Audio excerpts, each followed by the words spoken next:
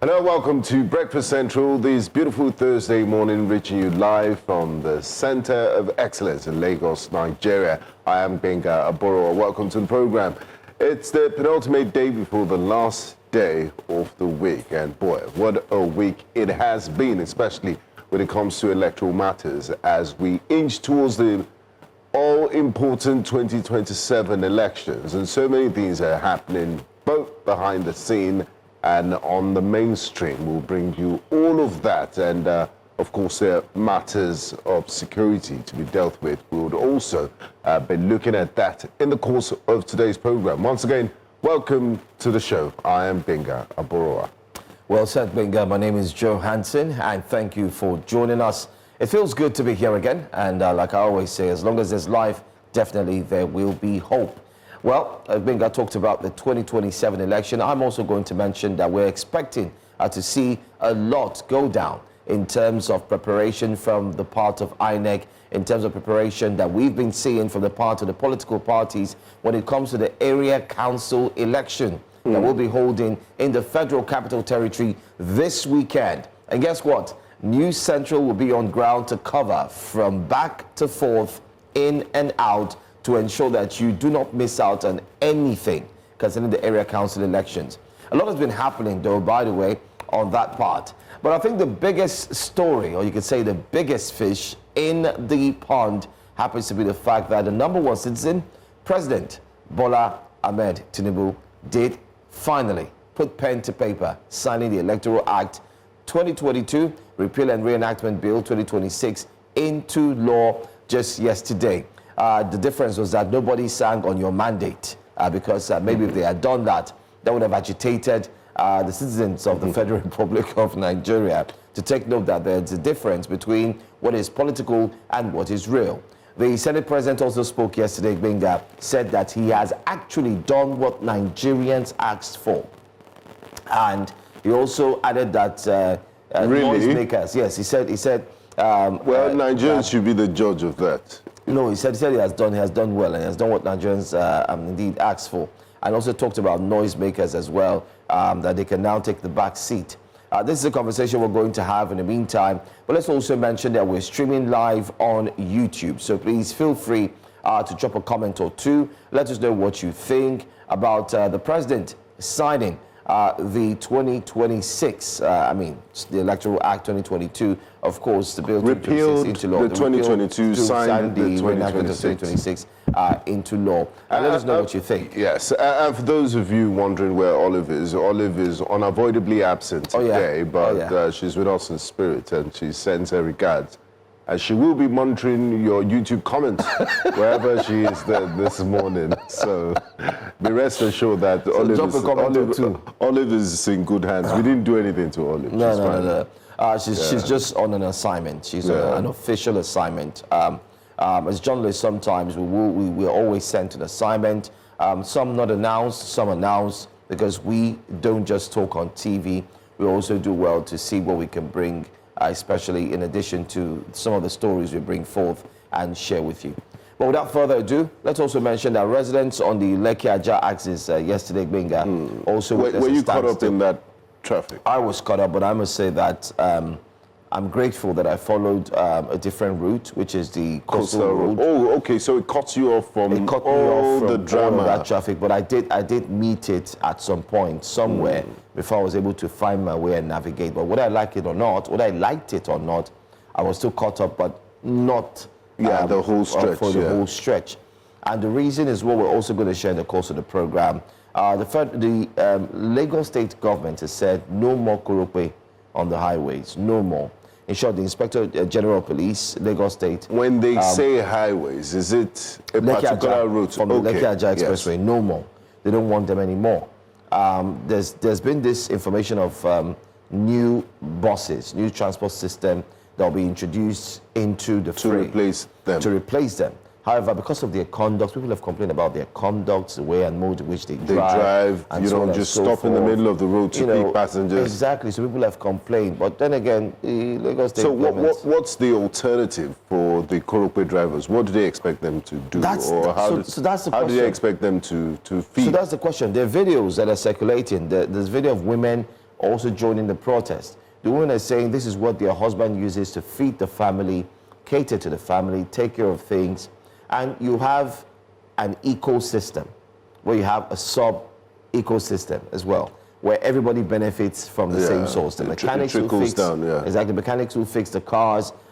You have the conductors who work with them also, by extension, they have their own families, the drivers, the commuters, like it or not. So one would ordinarily think that before you remove them away from the highway, you would have started with the new transport system first, put them in place, and then you start to exit them, you know, here Then and there. I also want to know if it's going to be similar to the Okada ban, because, I mean, the Okada ban was a good thing for so many people, because the orthopedic hospital used to have so many patients with bone and neck injuries because of the recklessness of bikes on highways competing with trailers, but you can see that there's a lot more sanity on our highways. Apart from the dispatch riders now, who are they now are the new Okadas.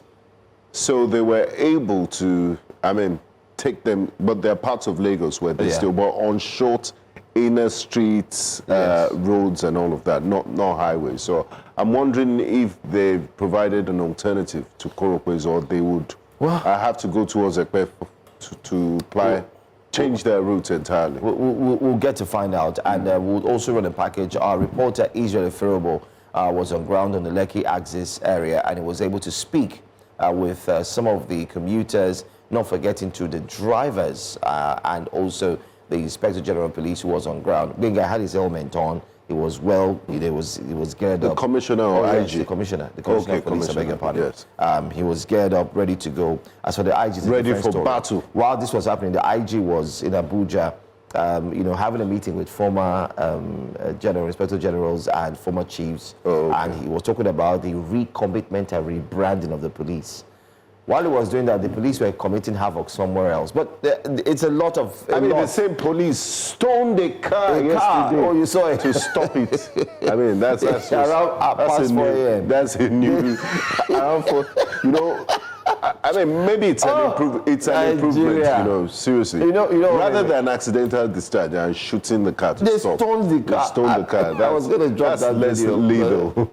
We're going to use that video tomorrow. Yeah. Let's leave that story. And he confronted him that why would you do that? It's not and the guy was angry. He started getting agitated. How would I be going to work in the morning at 4:30? After 4 in the 4:30?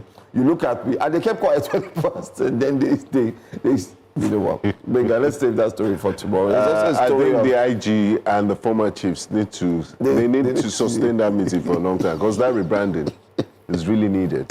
I'm sorry, it's not funny, but this laugh is not based on what it's just the fact that you wonder the conduct. What is going on? What air are they breathing? But we'll save all the stories. There's also a rumor of Governor Alex Otti moving to the APC. They say it's done and dusted. We don't know, but we'll tell you more because we have also insights on that. But stay with us. Today promises to be very interesting. But let's start off our wake-up conversations very quickly. Yes, we still have time, so let's go. President Bola Tinubu is at the first, definitely, in the news this morning. Yesterday, he signed the Electoral Act 2022, Repeal and Reenactment Bill 2026 into law, following its passage by the National Assembly on Tuesday after months of deliberation, amendment, and public outcry. The Senate had approved electronic transmission of results, but insisted that manual collation remain as a backup. Speaking after assenting at the bill, the president emphasized that the essence of democracy lies in careful, transparent management of electoral process, ensuring no confusion or disenfranchisement, and that final results are determined by the people. Addressing concerns over real-time transmission, he noted Nigeria's current broadband limitations and stressed that while votes are cast and counted manually at polling booths, electronic transmission serves only to record arithmetic accuracy, highlighting the need to prevent interference, glitches, or hacking, I beg your pardon, while nurturing democracy for national stability and development. Let's take some time to listen to the president, okay? And then we'll come back to see what Nigerians are saying.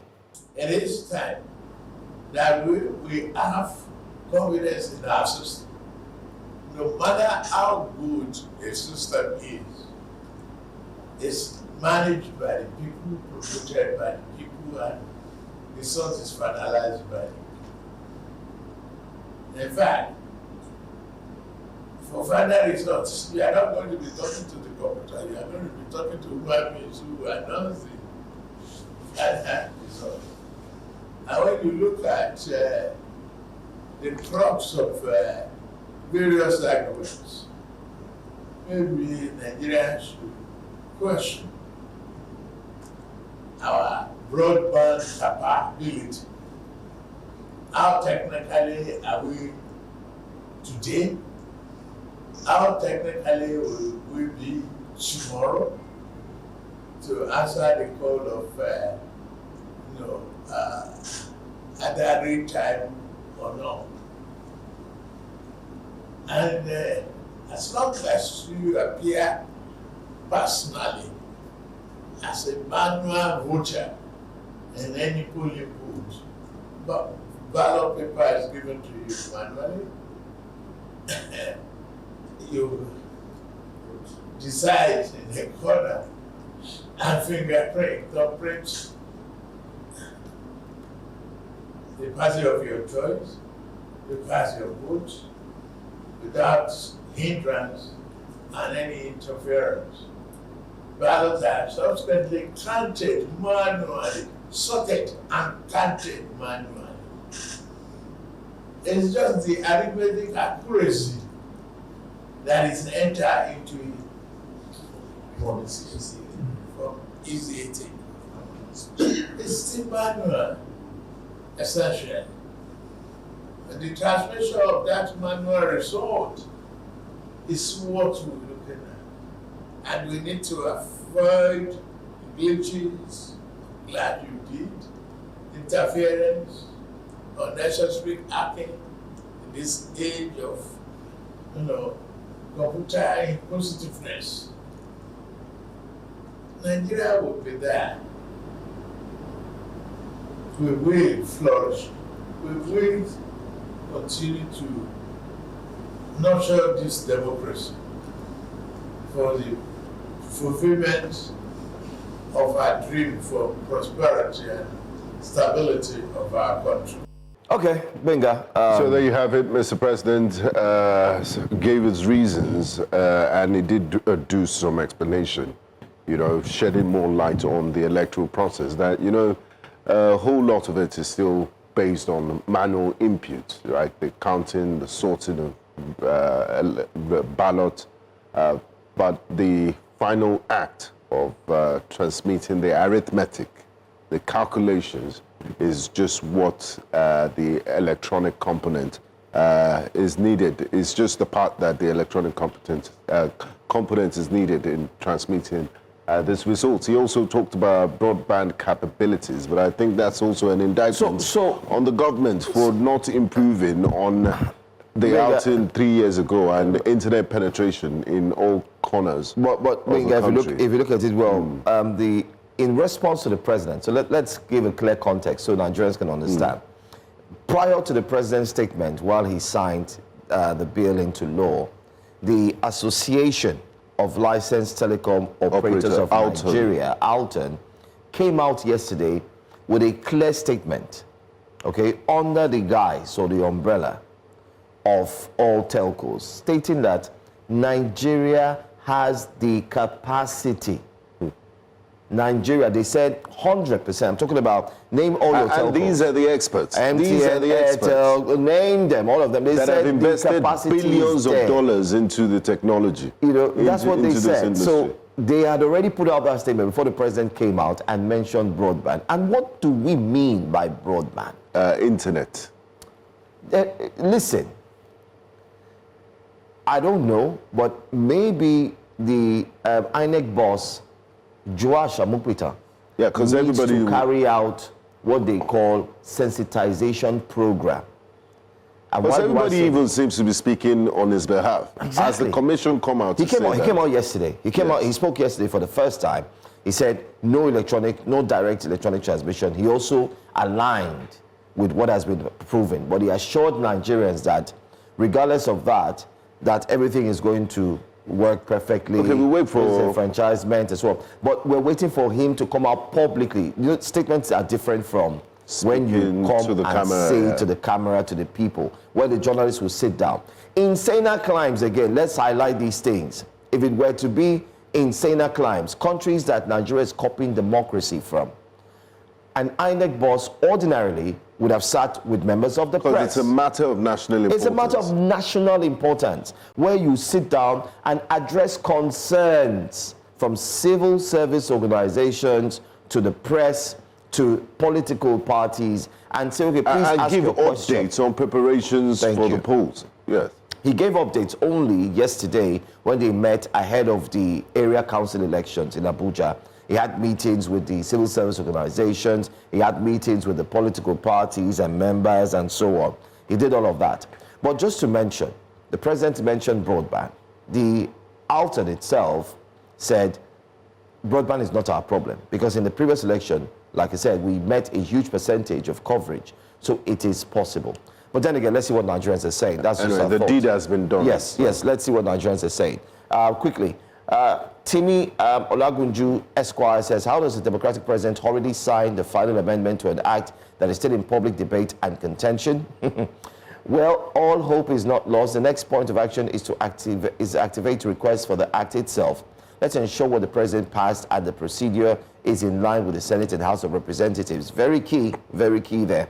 After saying that we need to mount pressure on INEC to do these 4 things before election. Now, he goes ahead to give you a direction. 1, amend clause 38 to state that after counting, the presiding officer should upload EC88 to IRF immediately at the polling unit with a clear deadline. Remove as prescribed from that clause. 2, amend the INEC guidelines to make it a rule that officials do not leave the polling unit until attempts have been made to ensure upload succeeds, and clearly state any exceptions are recorded and verified by agents. BVAS should show a successful upload receipt, timestamp, and agents must see it. That is how real time becomes real. 3, fix clause 48 on collation, stating in INEC guidelines that no polling unit result should be accepted for collation unless its EC8A image is on IREV or there's a documented exception. 4, add an exception and audit trail. If network power fails, file an incident report, queue the upload, and upload a first connectivity. At first connectivity. Yeah. Still with timestamps, so delays are visible to everyone on IREV. Good points, but it might seem like it's a bit too late to make some adjustments. But good points. I get his point. He's talking on the part of INEC. Let's see what On God says. Strengthening the electoral process is fundamental to deepening our democracy. Reforms that close gaps, improve transparency, and build public trust are always welcome. The real measure, however, will be in implementation. Nigerians want to not only see amendments on paper, but also experience elections that are transparent, credible, and truly reflective of the people's will. Progress must be continuous. Confidence in the system is earned every cycle. Okay, all right, this is just some pep talk. Okay, we've read this one. All right, Senator Idris Haruna says that the rhetoric sounds noble, but the substance tells a different story. If this reform is truly about closing gaps and building confidence, then leaving out mandatory electronic transmission of results is a major contradiction. In today's electoral climate, e-transmission isn't optional reform. It's central safeguard against manipulation, delays, and disputes. You cannot speak about strengthening trust while preserving loopholes that have historically weakened that trust. Confidence at polling units is built not just by procedure, but by transparency that cannot be reversed or selectively applied. Calling the amendment not about politics also ignores reality.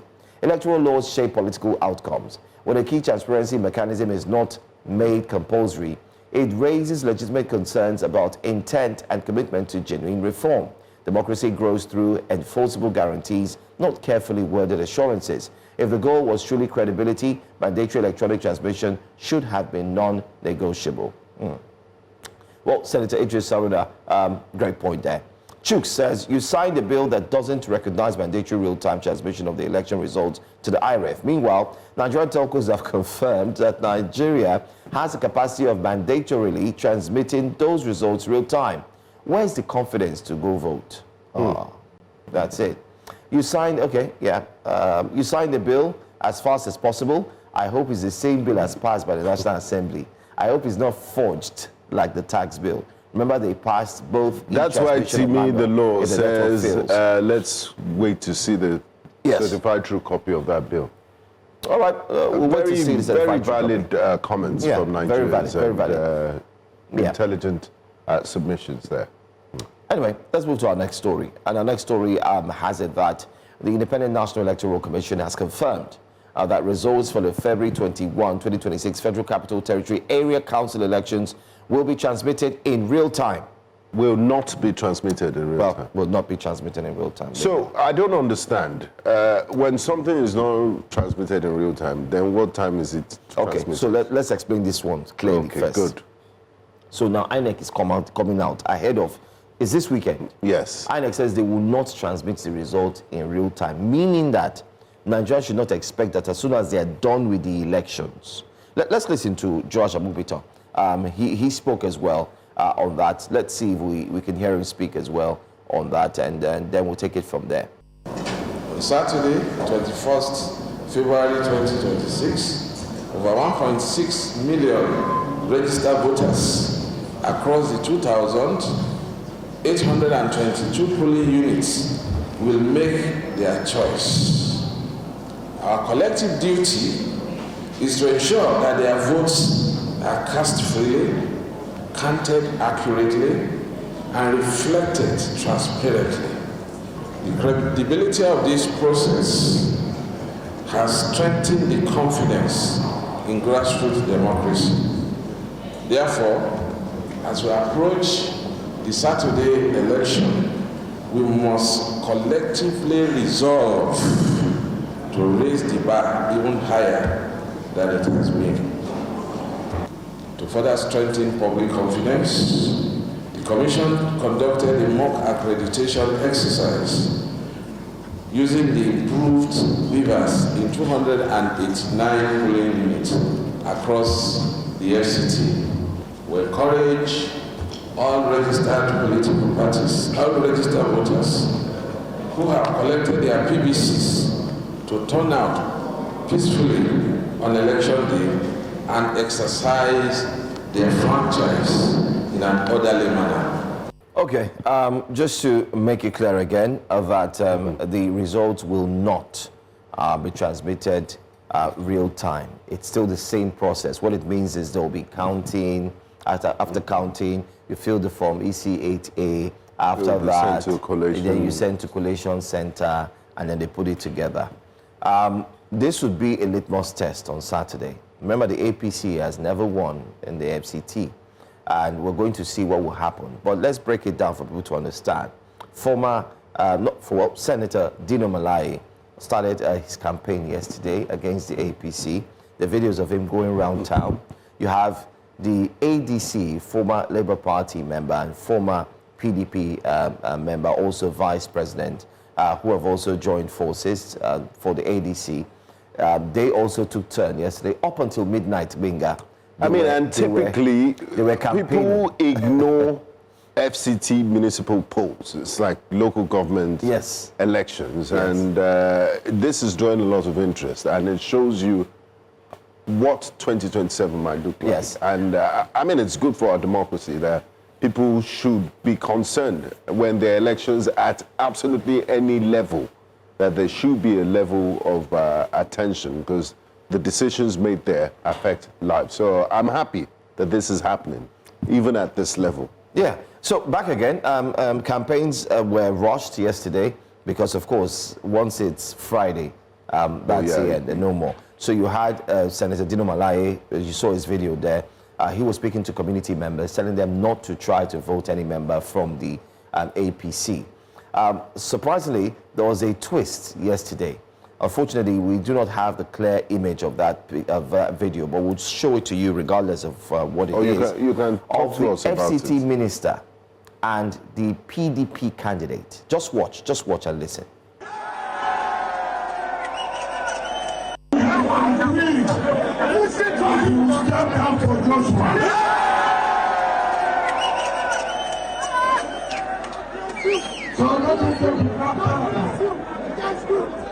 Ali is a good president.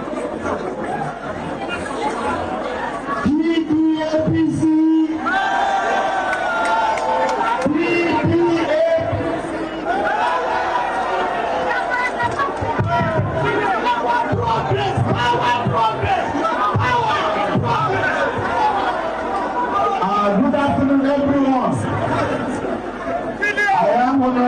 And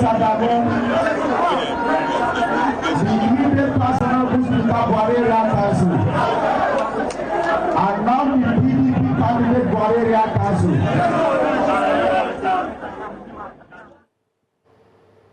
You know, I want to see the reaction of Terminus Turaki.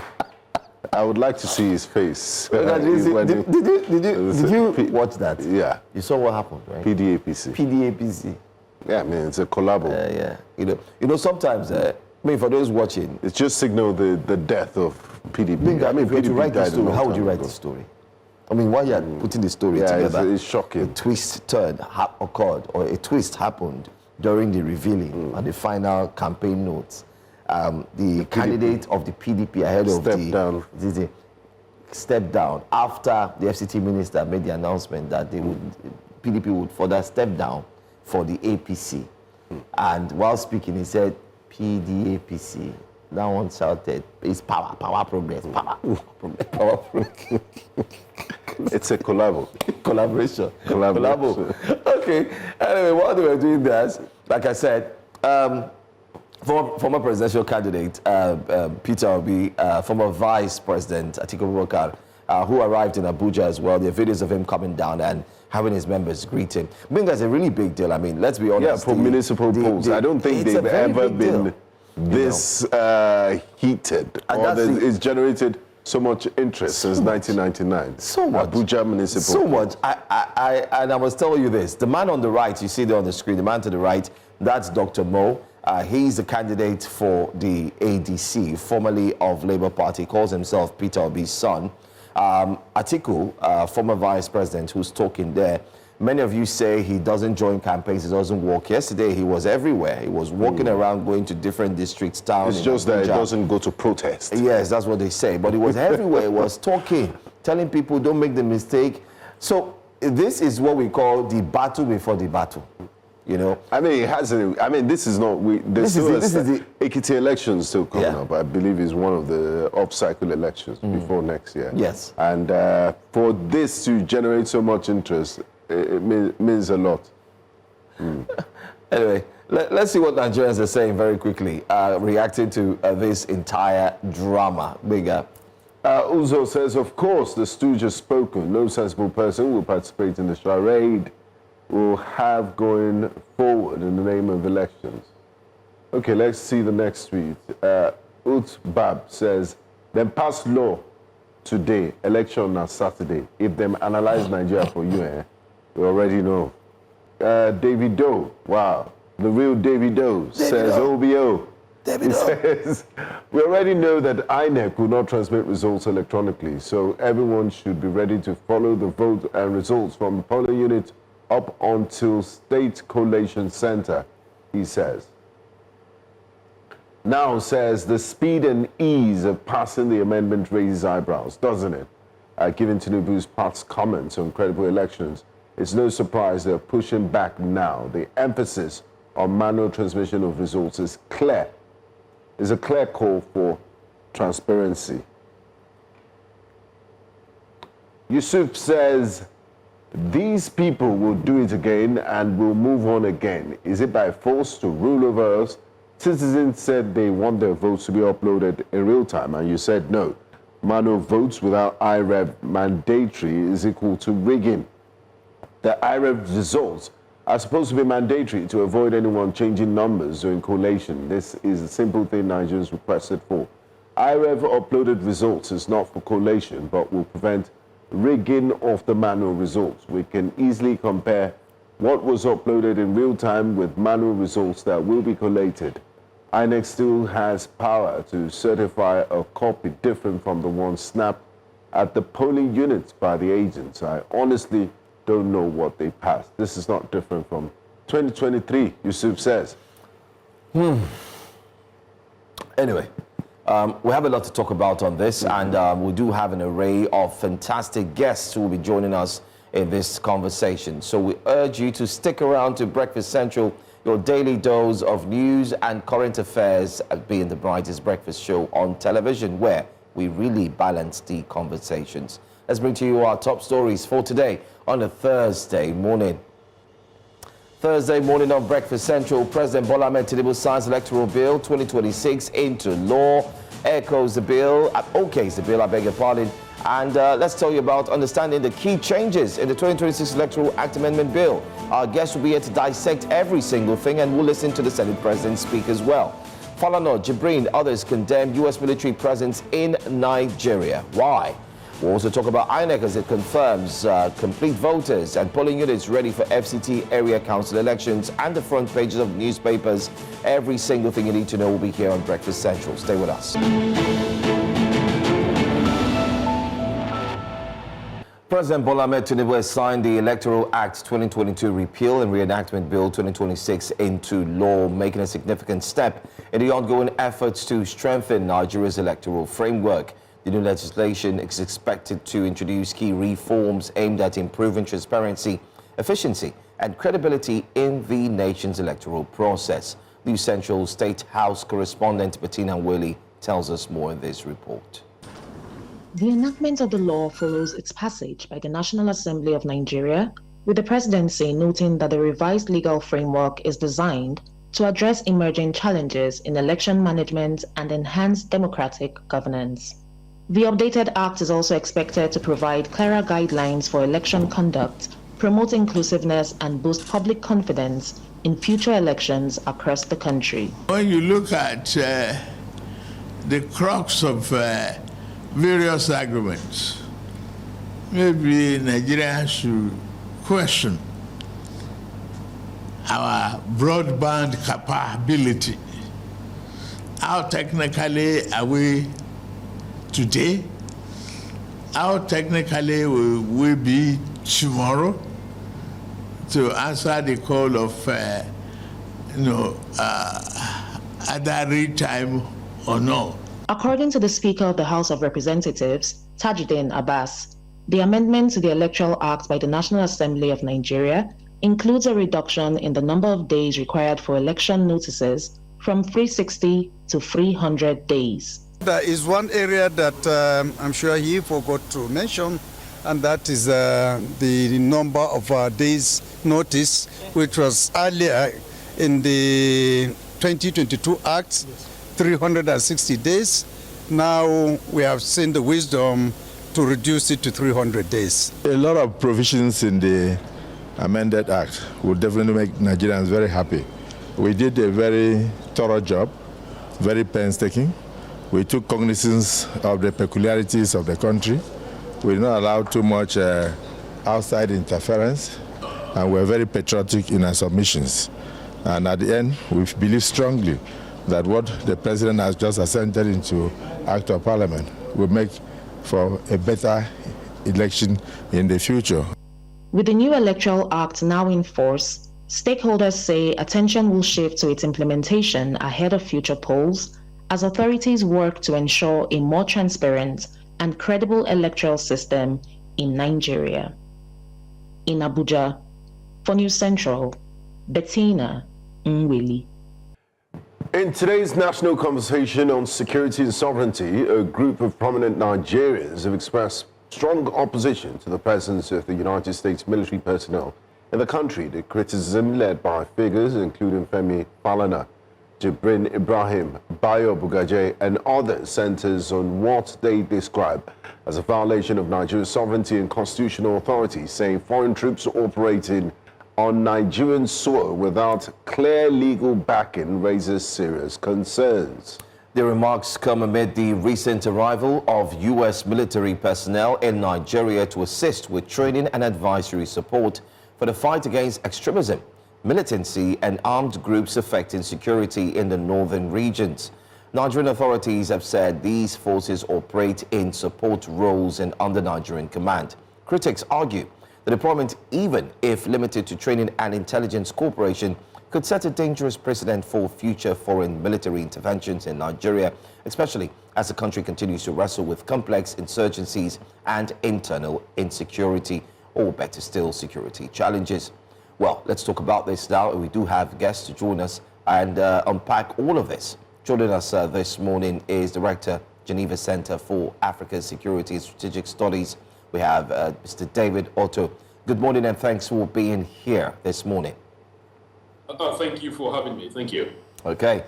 It's no news that the United States definitely have their boots on ground, but this time not for an attack or for any form of what we saw in December, but rather they said it's based on intelligence sharing and the likes. But figures like Leonard, senior advocate of Nigeria, people like Femi Falana, Dr. Usman Bugaje, have called the deployment unconstitutional from a legal standpoint. Does Nigeria's constitution permit the presence of foreign troops without National Assembly approval? Do you think that works?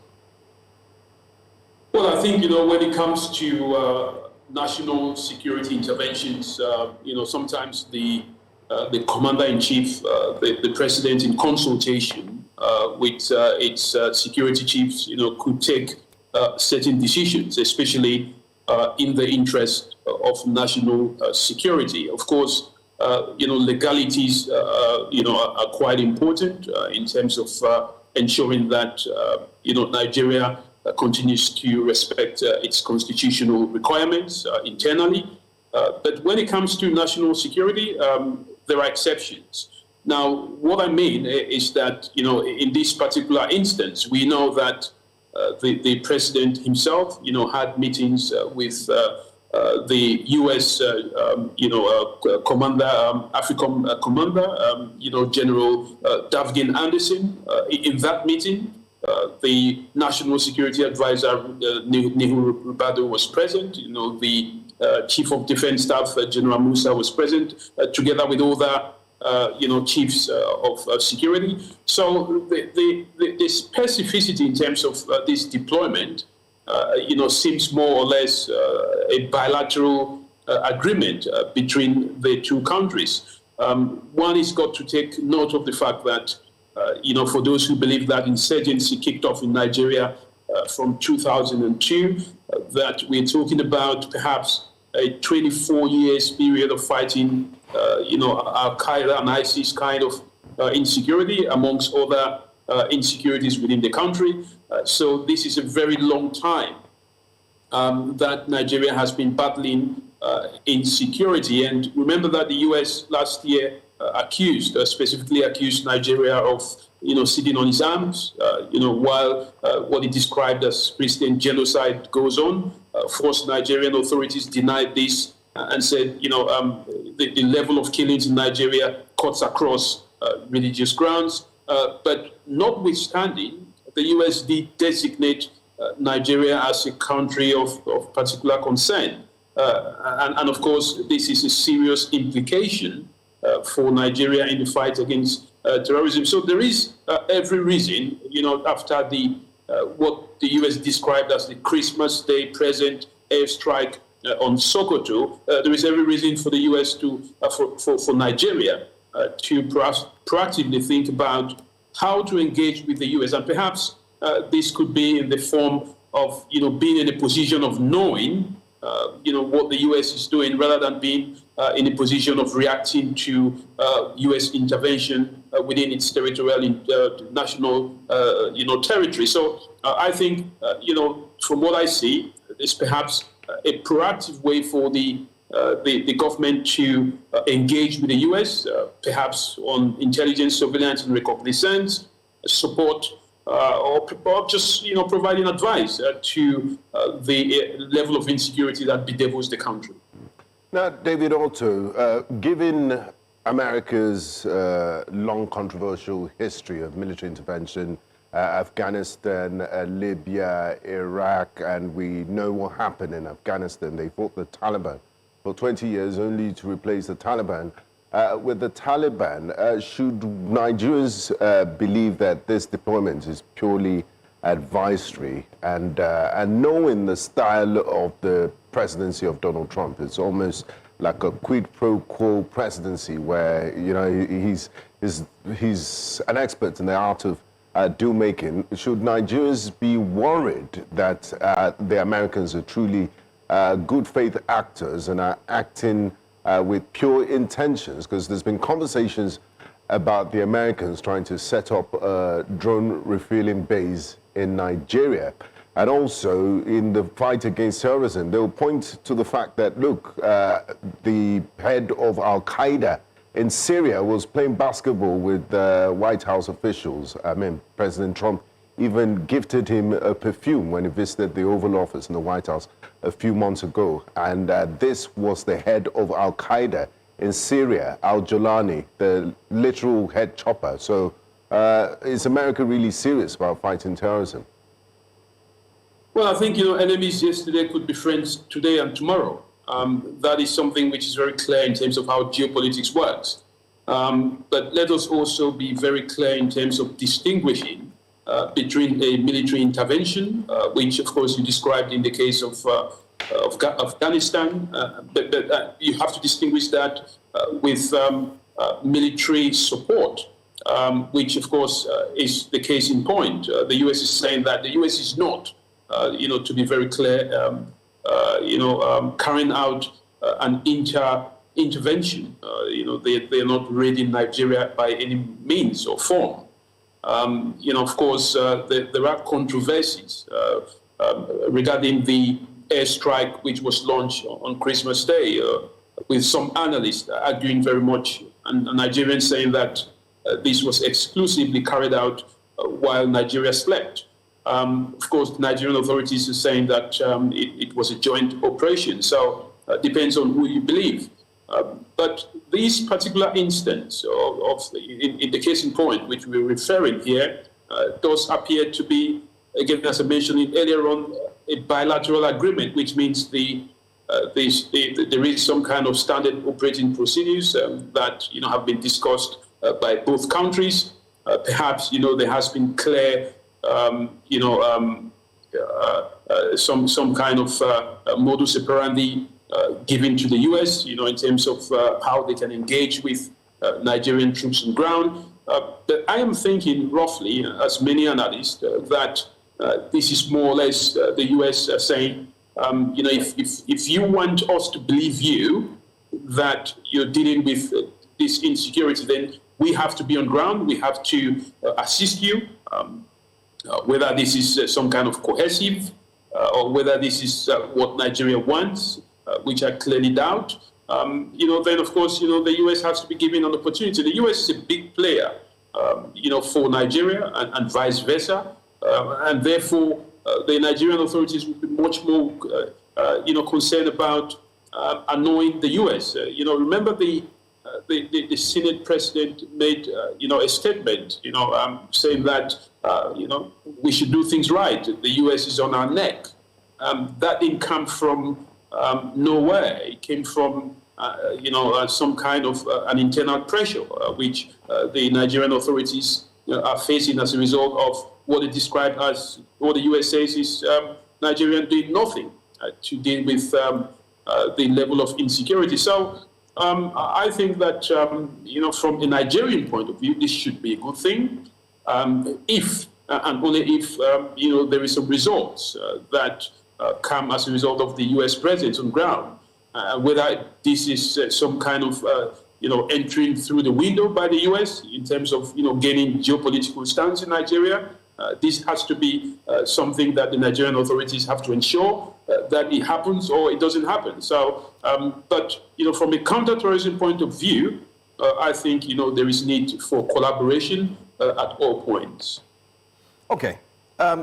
First off, how do you think the government can manage the communication better, especially when it comes to misinformation flying around town? Isn't it the right thing to do to possibly address Nigerians and make them understand clearly what this pact is all about? Because there are rumors of, they're going to set up a base. Benga has alluded to what we've seen in different countries where the United States set its foot on. There are also rumors of, we really don't understand. There might be exchanges of maybe natural resources. These things do come up. But isn't it right for the Nigerian government to put in clear terms and let Nigerians know what this pact or this agreement is all about? Well, you're very correct that the Nigerian authorities owe the people some level of explanation. But as I mentioned earlier on, that when it comes to national security decisions is not everybody's game.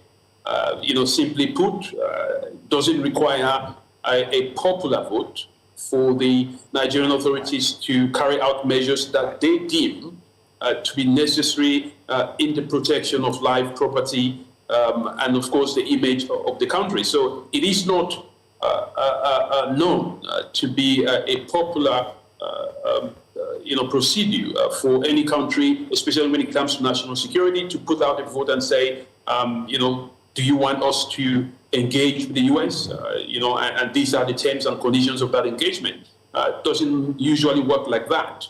It is not the role, for the population to decide in terms of what the commander-in-chief does from an operational point. So we should assume the commander-in-chief is acting in the best interest of Nigerians. But I believe the people also have a right to know what is happening. Yes, the people do have a right to a certain extent, and this is why, in my opinion, they do know now that the US is engaging with Nigeria to deal with this level of insecurity. But the details of that, I'm afraid, from my experience, is something that is usually shrouded in national security secrecy. No country would expose what it does in terms of protecting its citizens to the manner in which one would expect. When it comes to dealing with things like the economy or other things that do not settle around national security. So I do understand the position of the government.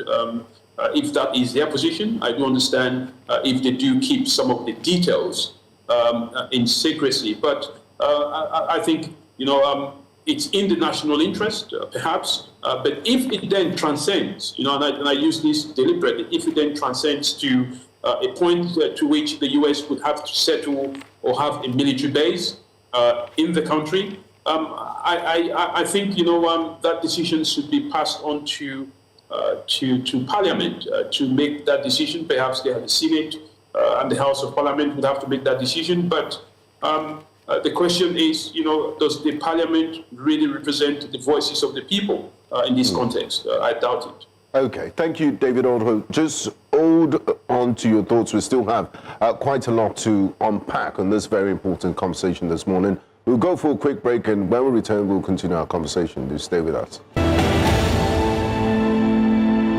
You're welcome back to Breakfast Central, and we're in the middle of a very important conversation. A group of prominent Nigerians have said they're not comfortable with the presence of U.S. boots on the ground, about 100 of them, as alluded to by the Nigerian Defense Headquarters. They say they're here for training and intelligence purposes, but Nigerians are a bit wary about their presence. And joining us to discuss this is David Otto, security expert and analyst. Now, David, in the course of our conversation this morning, you did say if we get it right, it will be a positive thing if we see the results. But talking about results, there's a Christmas Day bombings, the first time in the history of Nigeria where another country, albeit in collaboration with Nigeria, will have foreign bombs drop in our geographical territory. Since those bombings, we've seen an uptick in violent crimes and killings. What do you think is responsible for this uptick in violence? And are these not ominous signs of what to expect? Well, I think, the U.S., of course, as I said earlier on, did accuse Nigeria of not doing anything to protect Christians, it said. And the president promised to do something about it. He used the word, perhaps the U.S. would intervene in Nigeria, and that didn't come down well. But they did. They did throw a bomb in Sokoto on Christmas Day, significantly. Many analysts believe it was in reference to the fact that Sokoto is home to the Caliphate, which is, of course, if you want to be religiously correct, you'd say it's a Muslim headquarters, so-called. And then, of course, this has now led to, as you described it, an uptick in terms of the number of attacks, which have been carried out targeting Christians as well as Muslims. The fact is, the counter-insurgents, and I'm talking about countries here, when they do make decisions, when they speak about, when they throw in narratives, this is clearly been listened to by the insurgents. And they would react to that. They would take advantage of the narratives, and carried out attacks in line with that. And this is why we see an increase in attacks linked to these non-state armed groups, be it kidnappings of all sorts of ages of people, of Nigerians. So there is always a backside in throwing out narratives about one particular group being targeted by another, because then it gives that XYZ group an opportunity to continue to do what it does, because it then recognizes that the impact of its activities is felt beyond the country. That's what terrorism is all about. So I'm not doubtful that we've seen an increase in the number of attacks, carried out within the country. But this brings me to the point to which I believe, from a Nigerian's point of reasoning, especially in collaboration with the US, is that, okay, you accuse us of not doing anything. We are always open to support. It's not the first time that the US is asking for presence in Nigeria. It's not the first time that Nigeria is using external forces to engage in insurgency. So I think perhaps let's see what the US can do to reduce the number of so-called Christian genocide, which of course for Nigerians would be, they want to see a reduce in attacks to all Nigerians. Let's see what that does.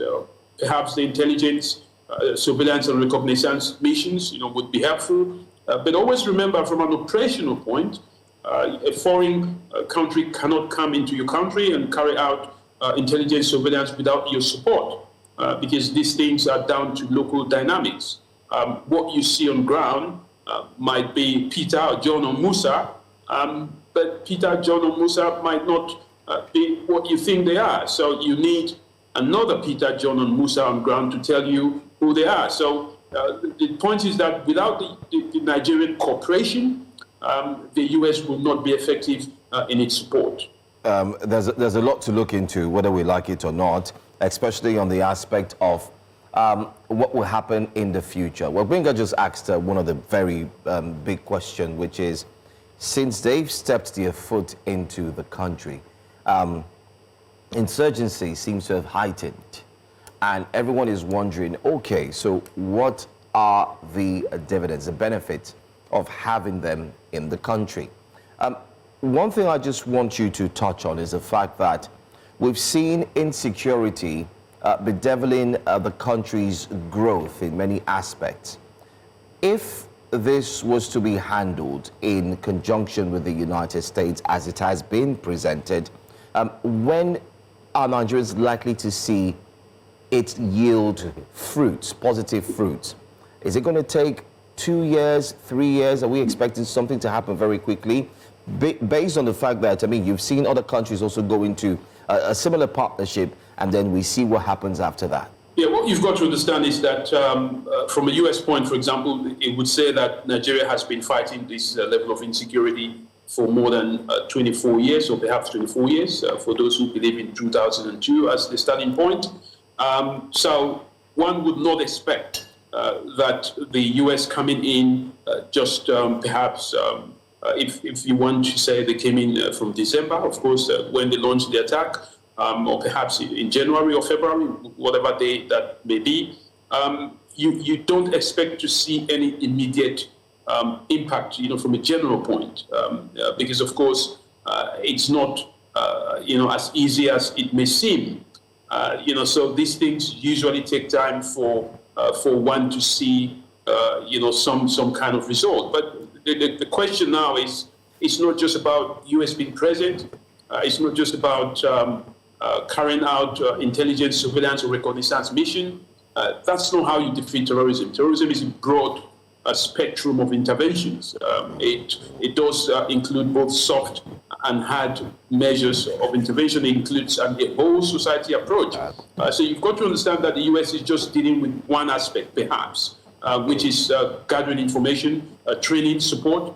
And I'm not sure that Nigeria lacks information. I'm not sure that they lack training. Perhaps they may lack some level of support. But even if the US does provide that, this is just one very small aspect. You've got to look at the level of, poverty that exists, other elements that are drivers and enablers of terrorism across the country, dealing with the economy. So it's a huge intervention. So the bad news is that, yes, the US, would be able to help, in this time, but, I don't think, we would see any immediate impact, at this point. Thank you, David. Quickly, in 30 seconds, if you can, these questions are very important. Two-legged questions. The first one is the geopolitical impact of what is happening. Is Nigeria in the middle of a geopolitical chess game with the Chinese? Because recently the Americans said, the Chinese miners were funding terrorism by paying protection money to violent extremist groups. That's one. And then the second leg of my question is the framing that's coming from the United States, that the Christians, they're only here to protect Christians. They say there's a Christian genocide. It's the messaging from key senior officials from the United States. Meanwhile, the Armed Conflict Location Event Data ACLED has said that the vast majority of victims of violent extremist terrorism in Nigeria are Muslims. And what damage does this do when we begin to discriminate on the basis of religion, who the victims of terrorism are or not? If you can, in less than a minute, please. Yeah, so I think the question of geopolitics is it's something that would always exist, whether between US or China or US or Russia or Europe, as we see in the case of the so-called Greenland scenario. The president called it a big piece of ice. These issues play a critical role, and no country, especially Nigeria, cannot escape from the claws of geopolitics. That would always exist.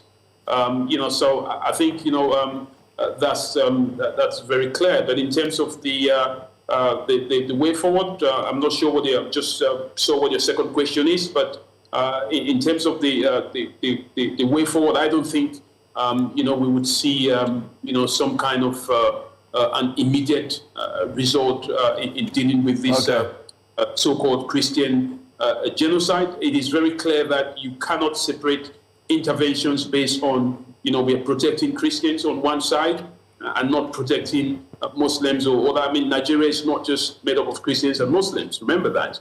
And it is very clear that, the terrorists have targeted people across the religious spectrum. So there is no strategy that exists in counterterrorism that, can be limited to targeting one religion and, against the other. Okay. Otherwise, all right. Mr. Otto, unfortunately, we're out of time. Thank you so much. We do have the other guests waiting. Thanks for sharing your thoughts with us. Thank you so much. And we look forward to speak with you again. Thank you. Coming up next here on Breakfast Central, let's tell you that we'll be analyzing the key provisions of the 2026 Electoral Bill. The president did sign that into law yesterday. Many have said it's so quick. And we'll also talk about a lot concerning what you should know ahead of the area council poll in the FCT. Stay with us.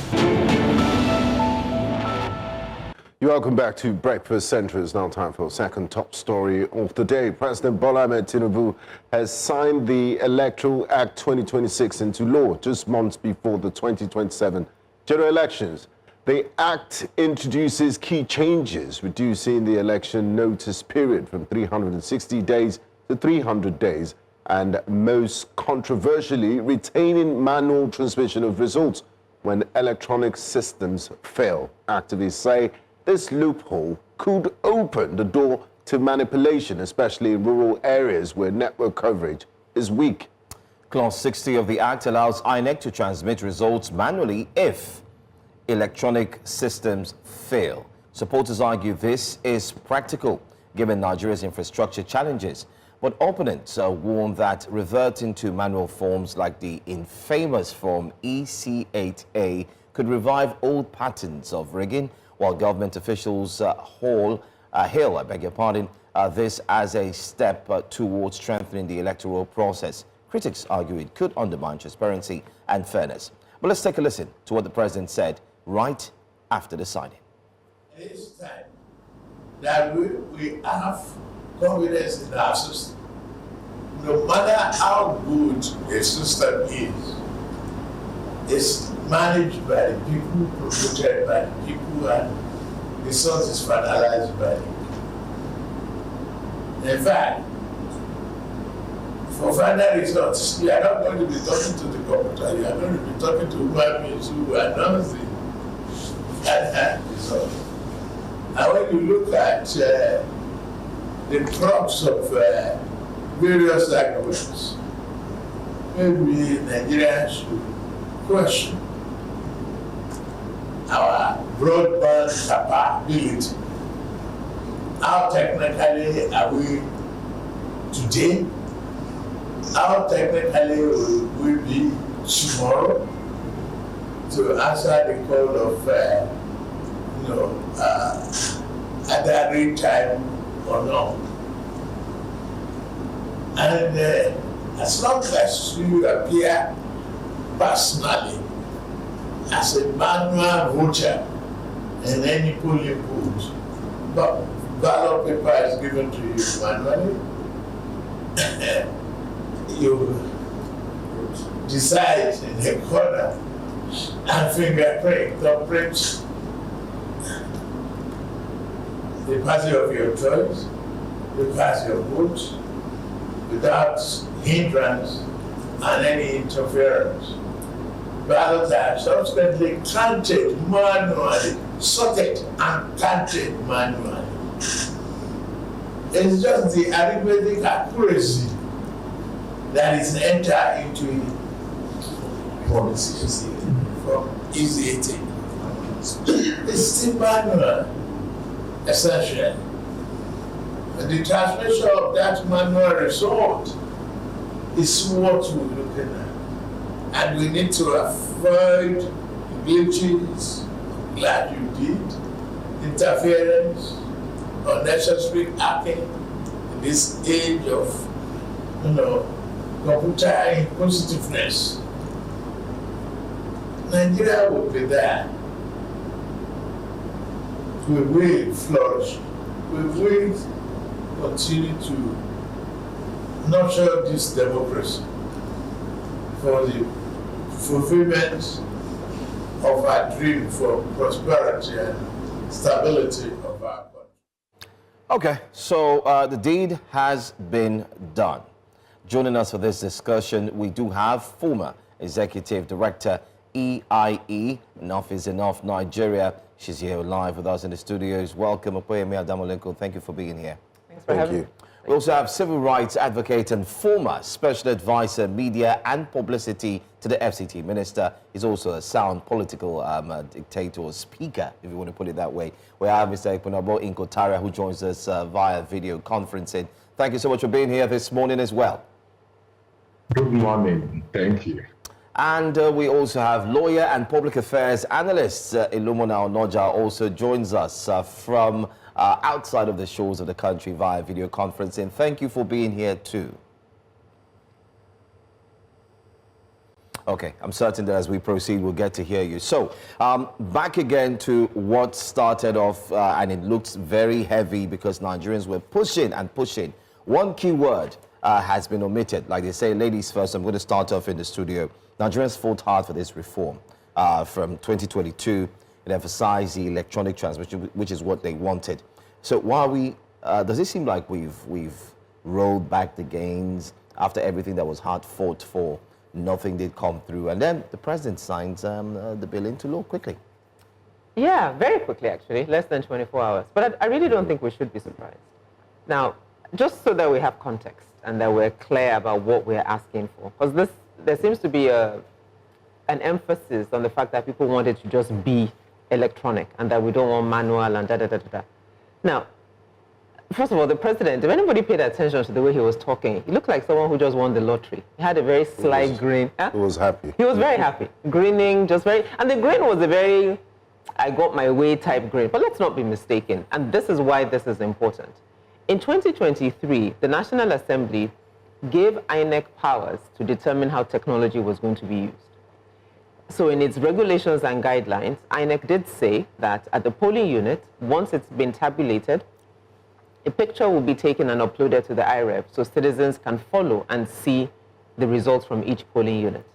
Now, and then there was the famous glitch that then kind of jettisoned that process. Now, not only that, but when President Tinubu's election was challenged at the Supreme Court said that because it was not part of the Electoral Act, it could not be used as a case, IREV results could not be used. And that really made no sense because as a body by law, your guidelines and your regulations that you have the powers to create become part of your legal framework. When CBN issues statements, nobody says it needs to go back into your act. It just is part of CBN's laws. So that was context. So for this electoral reform, the simple thing was that we just simply wanted that in the act. Now, House of Rep passed it. Everybody was hailing them. Suddenly, they did a 180 degree, and they were now saying, well, the provision is not so bad. And the major thing that's now an issue, as we say, is that we've legislated glitches. Because the provision now says that if communication doesn't fail. And that ties to what the president was saying. He says, oh, broadband, that we don't have broadband. Excuse me, sir, there's something called satellites. So if the technology is not the problem, especially if even in 2023, we had, if I'm not mistaken, 93% upload from all the polling units. So the track record is there. For the Osho elections, it was 100% upload. Yes, there are parts of the country that might have lack of access, but technology has improved significantly between 2023, and that should have been the conversation. So the fact that it was signed within 24 hours communicates clearly that both the executive and the legislative arm already decided what bill they wanted to pass. Ministry of Justice should have looked at it. INEC should have had a review of it. The Minister of Communication, what's his title? Innovation, Communication, should have looked at it. So for the president to be talking about broadband, I dare say if he spoke to his minister, he would have gotten better information. But the point was not to have better information. The point was not to make an informed decision. The point was not to do what citizens wanted. The point was to legislate how the 2027 elections was going to be easily manipulated. And before I then finish, Saturday's election is an interesting one. FCT elections, INEC is already saying that it will be electronically transmitted because technically there's a new law. So anyway, they'll figure that out. But I think the posturing of the minister is interesting. I would like to hear what a special advisor has to say. Because he said publicly that the person, he's in PDP, technically, on paper, working in an APC government, then saying that whoever doesn't support Mr. President will not be allowed to win with full arrogance. And then yesterday, the PDP candidate stepped down for APC candidate. And they called it PAPC. And they were saying it with joy. And I'm saying, like, if people, obviously, there's a problem. Now, I would like to bring Mr. Nkotaria into the conversation, and I think we should pick up from where Femi left off. You once worked with the FCT minister, so you're in advantage position to give us your feedback on these issues. Are we still making gains in our democracy, or have we reversed the gains we made in 2023? Because INEC made this huge investments in technology. Next year's elections will be the most expensive in the history of our country, and now it's the transmission of election results will not be mandatory, even though Nigerians protested. The overwhelming majority of Nigerians wanted that electronic transmission to be mandatory, but the powers that be thought otherwise. What's your take on this? And also your take on the FCT minister's comments with regards to the upcoming municipal council elections in the FCT? Yes, thank you. Good morning, Nigerians. To me, it's a match of capture, a match of subjugation. The truth is, there can never be a crueler tyranny than that perpetrated under the shield of the law. And that is what the National Assembly and the President have done. Let's ask ourselves this question. What is liquidity? The essence of the electoral reform. Why we are Nigerians clamoring for this reform? Because of the Supreme Court judgment. When the Supreme Court, to me it's painful, it is shocking because the Supreme Court is supposed to be a court of justice and a court of policy. Whatever the Supreme Court says is the law is what the law is. But because the judiciary has been desecrated, the judiciary has been compromised. If you also look at the issue of the coordinating conjure, the issue of and when it came to the Abuja, the FCT capital, how the Supreme Court interpreted and that will tell you. And because of that, Nigerians said, okay, we don't want such loopholes anymore. Let us have electronic transmission of results. But they came up with this proviso because eventually they will tell us that they did not get network in those areas, and that was why they resorted to manual collation. That is the whole, what I will call hypothesis of the proviso. It's going to be used. And mark my words, when the elections start, when they come, I mean, look at the elections that were conducted recently, like my sister said in one of the states. And don't forget that even NCC said it has reached in about 73 or 76% reach. That's what NCC said. INEC itself said it can go on with the e-transmission of results. Yes, simultaneous transmission of results, so that there won't be any interference, and Nigerians will see that their hopes and aspirations are clearly reflected and reflected correctly. But because the system wants to rig, knowing too well that it is very unpopular, and that if it goes to the polls, that it is going to lose woefully, they inserted that clause. And that is why we have the problem. That's a nagging issue as we speak right now. And that was why, you see, the whole essence of the reform is to ameliorate the system, the electoral process. That's the whole essence of the reform. The whole Nigerians are despondent. The whole essence of the reform is to hew out of the mountain of despair a stone of hope. That, okay, come 2027, Nigerians will vote and vote rightly, and the result will reflect the votes of Nigerians. And the APC government, now you have about 30-something governors. But a lot of people forget that the governors have just one vote. I can tell you there is a minister, serving minister, that lost in his ward. And because of the delay in that election result, when the results were released, they said he won in that ward. But we all know he lost. Because we got wind of it even before the election. It took about 5 days. About 5 days for them to release that. I'm talking about the presidential election right now. About 5 days to release that result. Why did it take so much? And the Supreme Court admitted mutilated results. So they know what they are doing.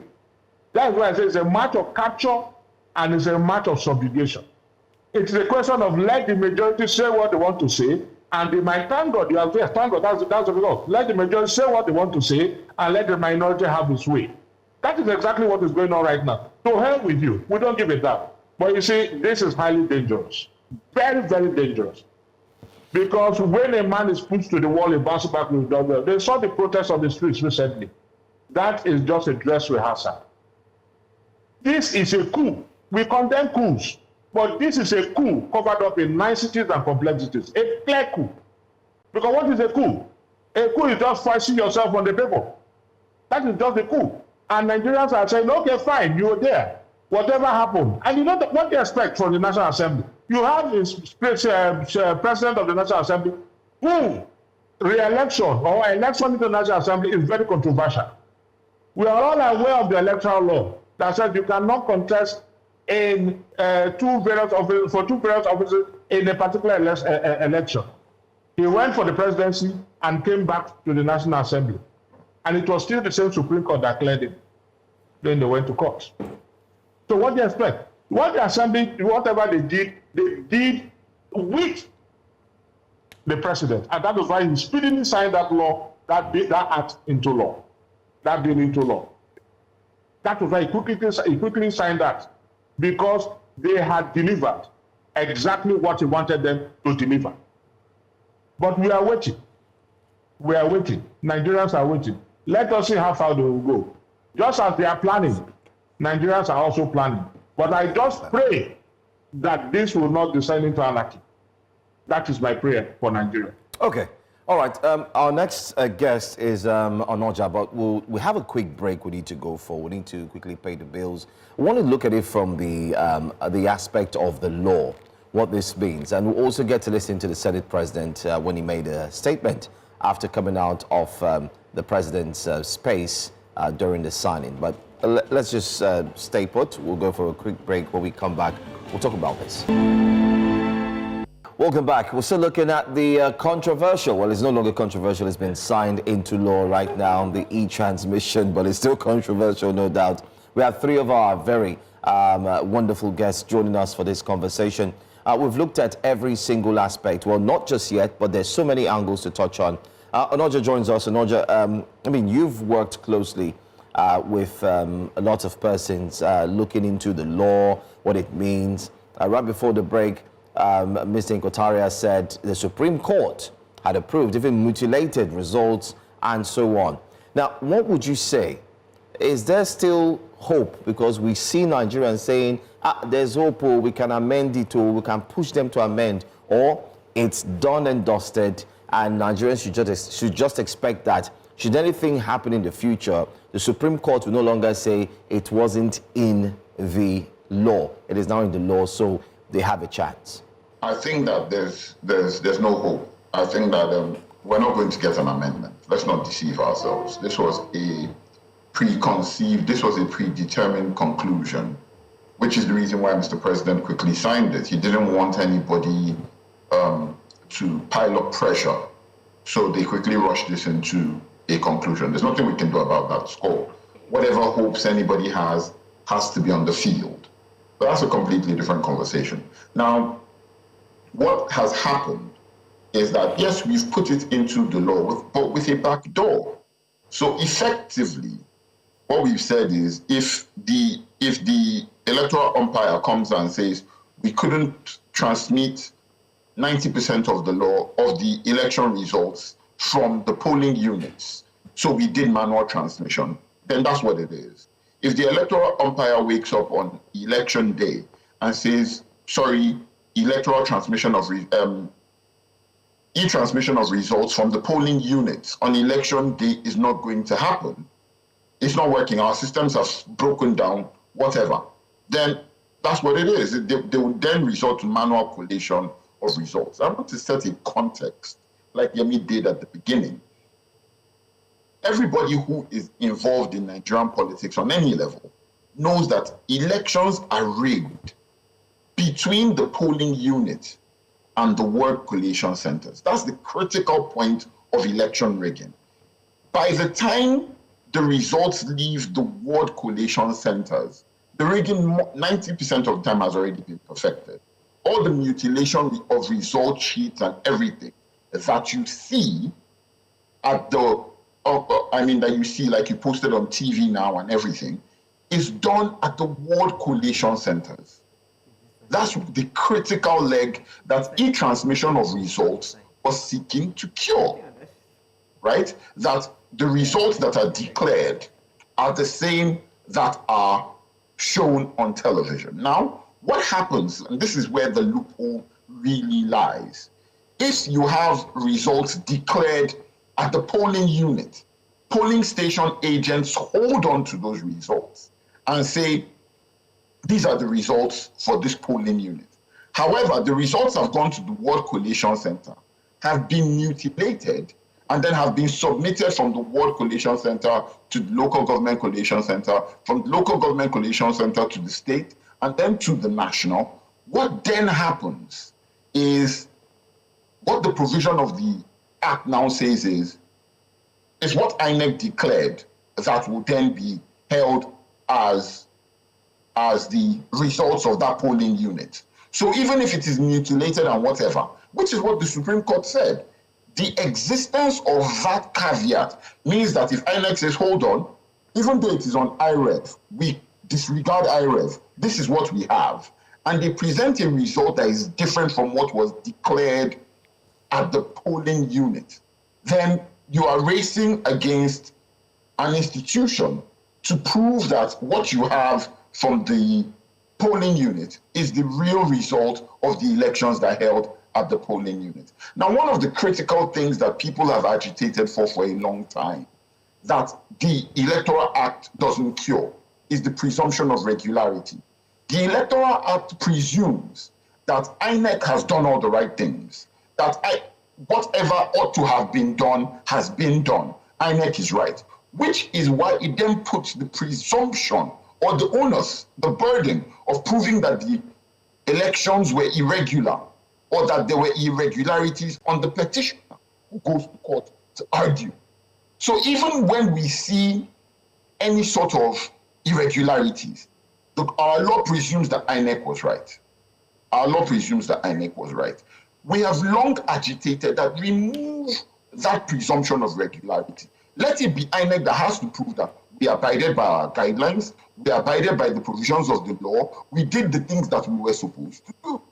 Instead, our law, and this is not a new thing, but we were hoping that this would have been cured in the current Electoral Act that says that, no, hold on, Mr. INEC, you're the regulator. Come to court if we're challenging the outcome of the elections and prove that you abided by your guidelines and by the provisions of the Electoral Act. That didn't happen. I'll touch on something else that is a big source of controversy in this, and Yemi also brushed on it, but it's a big source of controversy from this Electoral Act. The Electoral Act has seemingly removed the power of the political parties to determine how they want to select their candidates. There was a clear structural process that said, oh, you could do direct or indirect primaries. If you were doing indirect primaries, these are the things that you had to do. If you were doing direct primaries, these are the things that you had to do. And it seems at first glance, or unless I've missed it, that has been removed from the current Electoral Act, putting everybody in the position where you can only either have a consensus candidate where everybody agrees, or you have direct primaries where all members of a political party vote for the candidates of their choice. Now, why is this a problem? There is no party in Nigeria at the moment that has a register of all its members. None. It doesn't exist. So how do you ratify who your members are to vote in the primaries? On the one hand. On the other hand, we all see we're in an era where there is we're seeing very clear, very sponsored interruptions of the activities of other political parties, where members of one political party are masquerading as members of another political party and interrupting the operations of that political party. We're seeing it very clearly. The question is, if that is allowed, if that is happening, how then are we ever going to have parties who have consensus on a candidate of their choice? So you have two things immediately that are a problem with the Electoral Act as is. I think that what this is a recipe for chaos and disaster. Well, it will benefit the lawyers, which is a shame. The former rep of INEC, Mike Guinea, was on television a few days ago, and on a sister station, I think, I was on television a few days ago and was talking about how it is a shame that we are trying constantly for the courts to determine the outcome of elections. It ought not to be so. Spending almost 1 trillion naira, and then you're telling us things about there's no broadband. If a couple of things. If the president says that the broadband infrastructure of this country cannot transmit electoral results from the polling unit, he is by himself, first and foremost, admitting that he has failed on that promise. He's by himself saying, I've been in office for 3 years, I am unable to do this. Okay. I have failed you. That's where we must first take it, that he has failed us. The second thing is that, give me a second to gather my thoughts. Thank you very much, Lemon Onoja. I'd like to bring Yemi back into the conversation. I mean, we're still back to the judicialization of elections in Nigeria, and from our discussion so far this morning, there are ominous signs ahead. A lot of people not really happy with what we've done in terms of the electoral reforms. But let's talk about, I mean, the law has been passed, so let's scrutinize that law that has been passed, especially Clause 60, the footage of members of the House of Reps, I believe, that were screaming and shouting Clause 60, Clause 60 in protest. Now, Clause 60 allows manual transmission if electronic systems fail. The question is, who determines the failure and what independent verification mechanism exists without real-time third-party authentication? How can Nigerians trust the chain of custody of manually transmitted results? So how do we insulate ourselves from failure of Clause 60 and not, how do we prevent it from being abused?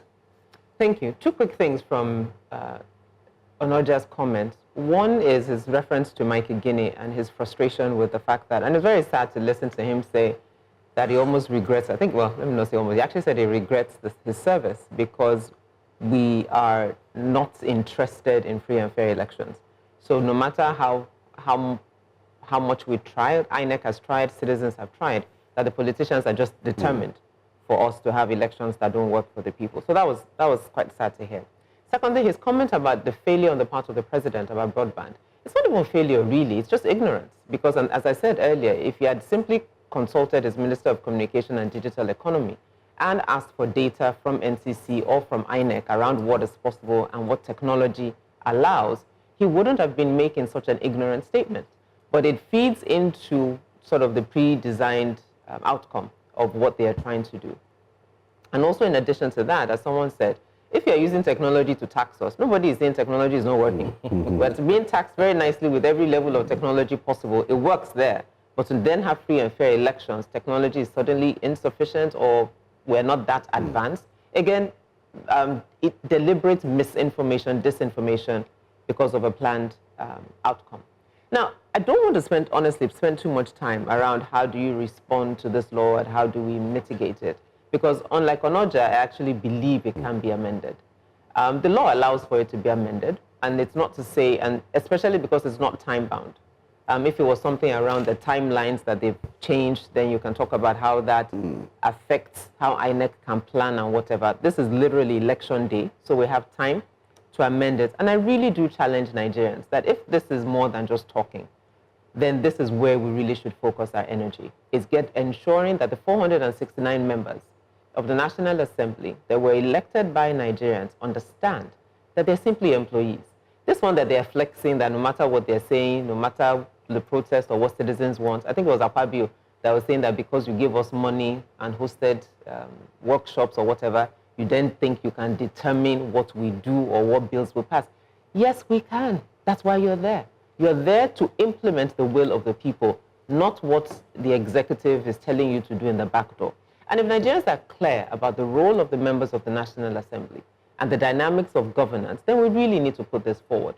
But my fear on that is one thing, primarily the role of the United States. And let's not be mistaken. There's been a lot of conversation around protest or engaging members of the international community, because at least one thing we do know, the president does not like bad press from international media. But the challenge in there is what it does, especially with the US, to Nigeria's sovereignty. So bodies like the EU, the US, the UK, or maybe not the US as much, the UK and some other countries fund election-related work. And so they're non-profits that are funded to do voter mobilization, voter awareness. And the challenge to them is, are you going to give money to fund awareness about election that is already being rigged before we started? Why don't we engage better to ensure we have laws that protect Nigerians, number one. Number two, America and Venezuela. Without being invited by Venezuela, America invaded a sovereign nation, arrested its president, and President Trump now is confidently then talked about managing Venezuela's natural resources for the foreseeable future, because obviously Venezuela cannot govern itself. Parallel that to Nigeria, in as much as it might be nice to say we want America to kind of speak up for us on this, or with us on this, we have unlike Venezuela, we have invited America to Nigeria. They're boots on the ground. And backing that is this debate or this struggle for Nigeria's mineral resources, rare earth minerals, gold, whatever it is that they're battling for. Lest we forget. We've just removed ourselves, and I will commend the president for the executive order he just signed aside on the NNPC, removing NNPC's hands in our oil and saying it's for Nigerians. Very good. Look at how long it's taken us to stop our first natural resource from being in private pockets through NNPC or individuals through fuel subsidy or oil blocks that were awarded willy-nilly. We're just coming out of that. But in 2026, we're watching another natural resources, our minerals, be the subject of sovereignty fight in a sense. China is fighting, America is fighting. Yeah. Geopolitics, thank you. That's the word I was looking for. Geopolitics. But Nigeria, it's going also into private pockets because a lot of the mining that's being done currently is illegal, legal, because some people have licenses, but the Nigerian state and the Nigerian people are not benefiting. I say all that to say that America is already on ground. Trump clearly has his eyes on our mineral resources. Now, this is now happening, and we now have a full-blown crisis. Citizens are upset, there are riots on the streets, there are protests, and Trump is like, you people now, let me come and help you. Why not? And then they intervene in ways that we don't know, we can speculate. And that really, it will be my challenge to those in elected office. That this one that you have used oil to rob yourself, and you now want to light a fire, or what is it, strike a match, and put yourself on fire. Let's think about this thing well. Elections are not just about grabbing power or snatching, grabbing, and thinking that you've been strategic, to use your words, around 2027. You're also putting Nigerian sovereignty very, very squarely on the table for negotiation. All right. We'll go on a quick break. Mr. Ingotara, when we come back, we'd like to take your thoughts on the fact that INEC is about to spend 873 billion. And ahead of the, aerial council elections, Wike is also blowing hot. But stay with us, we'll be right back. A lot of provisions in the amended act will definitely make Nigerians very happy. We did a very thorough job, very painstaking. We took cognizance of the peculiarities of the country. We did not allow too much outside interference, and we're very patriotic in our submissions. And at the end, we believe strongly that what the president has just assented into Act of Parliament will make for a better election in the future.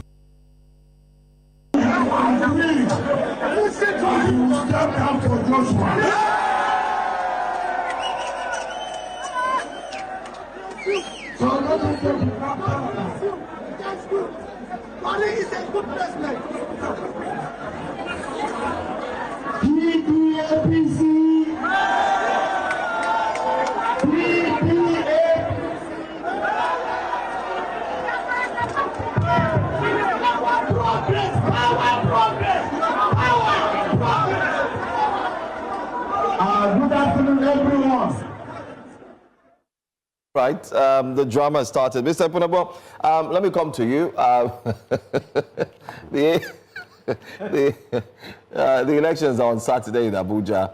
We did see your former boss, FCT Minister, Nyesom Wike, stating clearly that, they've dropped, the PDP has dropped its candidate. They're going to, it's PDAPC now. So I want you to speak on what's happening from that political space, looking at the fact that INEC has 873 billion naira to spend, and yet no e-transmission as well. Well, first, let me correct an impression. Okay. Another Iyemi said, I think it was Iyemi who said the president would have sought the advice of his minister for communication or whatever. Yes. Please, my dear sister, don't be deceived by the high blood pressure of deceptive rhetoric by the president or the sententious rhetoric of the Senate president. The president is aware this he did intentionally so that it will be used as an excuse, as a strategy. He's a seasoned politician. He's been in this country. He knows the problems with the electoral system. He's part of the problems of the electoral system. He's aware. So it was a deliberate act. So he didn't need any advice from anybody whatsoever. Onoja said it was an indictment, so to speak, just paraphrasing, on the president for him to have admitted that we don't have that level of broadband we need for the elections. No, the man is not bothered about indictment. Nigerians are not bothered about indictment. I bet you, majority of those in authority today have one problem, one police case or one court case or the other. Most of them have even been convicted. A DIG in the Senate said that much. I even know Ambassador corroborated that. So Nigerians are not bothered about integrity. So let us not even talk about integrity. Whatever is done has been orchestrated. Let's come to the FCT now. I am not surprised. It is either that PDP, APC, whatever, PD, APC, whatever coinage, that man was either not a serious candidate, but was brought up to give some level of transparency, some level of credibility, or he has been bought over. It's as simple as that. Either of them. Or there's a third one, probably intimidated into submission. Probably he must have been told that you will never win this election, and having been a councillor or whatever he was, that being leader of the house or whatever he was, you will be investigated, you will go. Don't forget that once you've defected APC, all your sins are forgiven. The former APC national chairman said so. So if you don't want the EFCC to come after you, you better step down, because my integrity is at stake. I promised Mr. President I was going to deliver, and I must deliver. I will come after you. He must have been intimidated, bought over, or he was actually there initially to give some credibility to the system, as if other political parties are also interested in the FCT elections. That is what must have happened there. I can tell you that. Not that if he really wanted to contest, he must have been intimidated into submission, or he would have been bought over willingly. But once I've been told that you can never win, never, and if you disobey us, we'll come after you. That is what probably would have happened there at the FCT. Okay.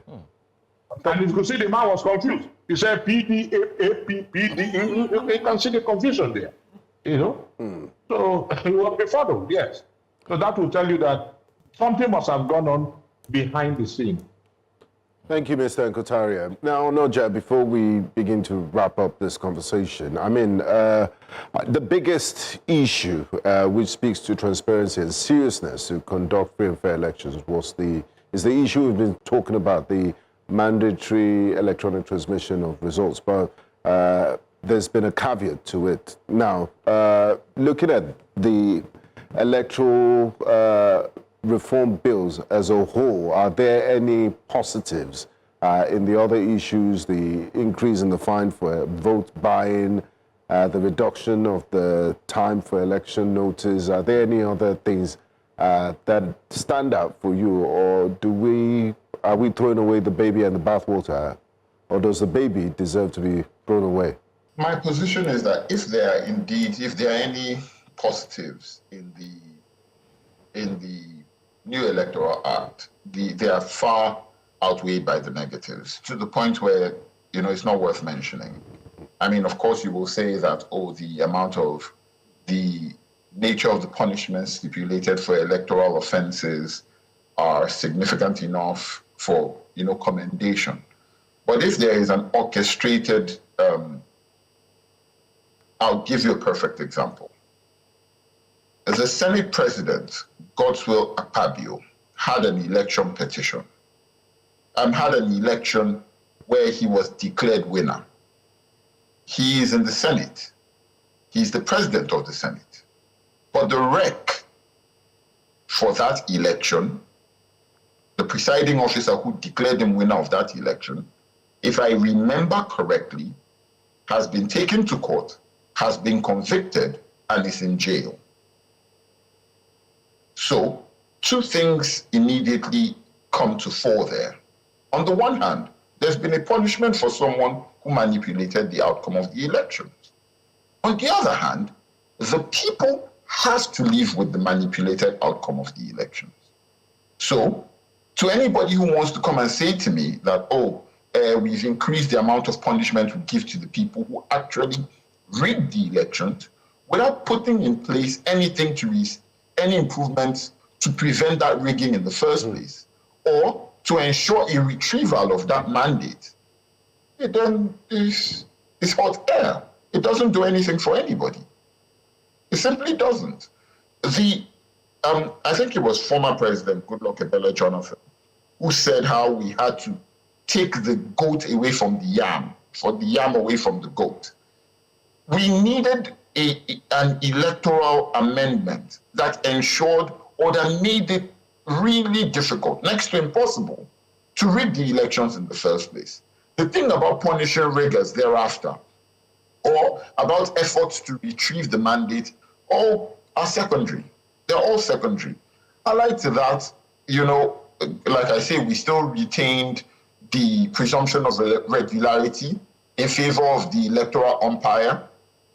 We've increased the amount of campaign spending for presidents across all spectrums of the election, which were rather restricted before. I mean, we all knew that we spent more money than the Electoral Act provided, but we've increased that to ensure that now already monetized the elections will be worse.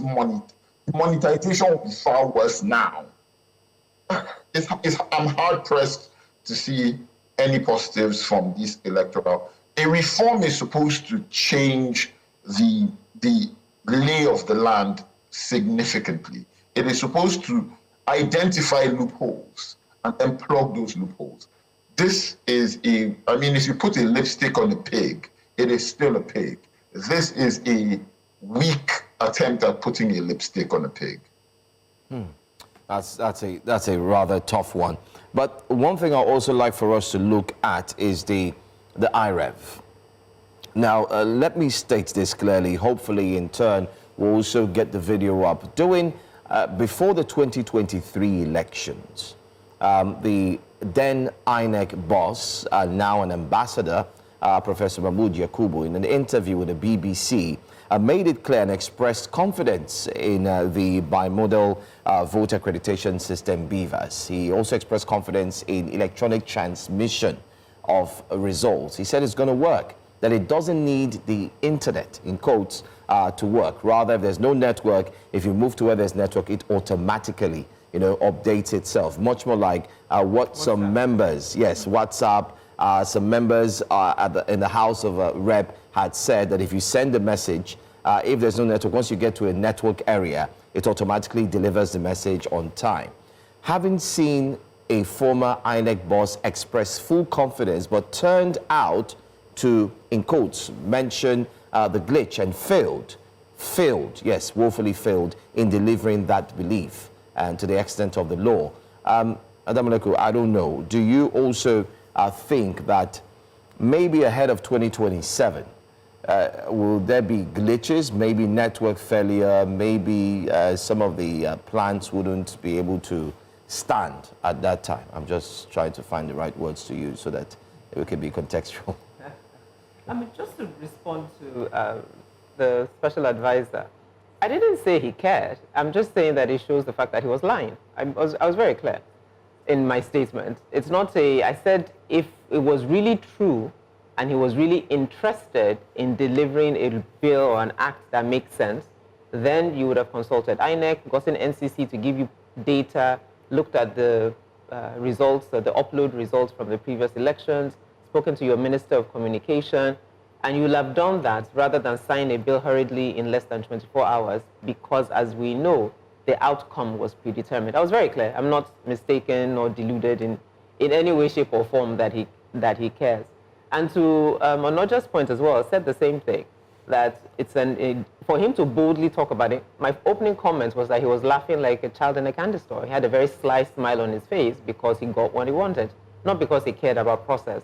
but we are working towards an answer, i.e. a very poorly executed 2027 elections. Now, to your point, this year, I'm not sure about by-elections, but at least we have FCT on Saturday, then Ekiti and Osun also have elections. Now, it will be very interesting. And so back to the former chairman's point. INEC laid the foundation very clearly that they had the technology, they had tested it, it worked, and the numbers were there. As I said again, Osun was 100%, Ondo was 98%. Sorry to butt in. I just want us to watch that video so that it adds to the context of what we're saying. You know, that video which clearly states the former Professor INEC Mahmoud Jagger. Yes, No, yes. No. Oh, sorry, Mahmoud Yakubu. Yakubu. During the BBC interview where he had mentioned that. Let's hope that, all right.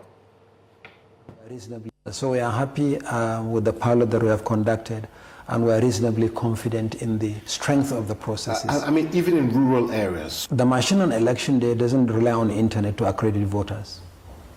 It works offline. Now, when it comes to transmission of results, that's why you need network. But if there is no network in the immediate vicinity, the scanned image of the polling unit level results, which is taken using the beavers, will be transmitted as soon as the staff move from the polling units to the collation centers.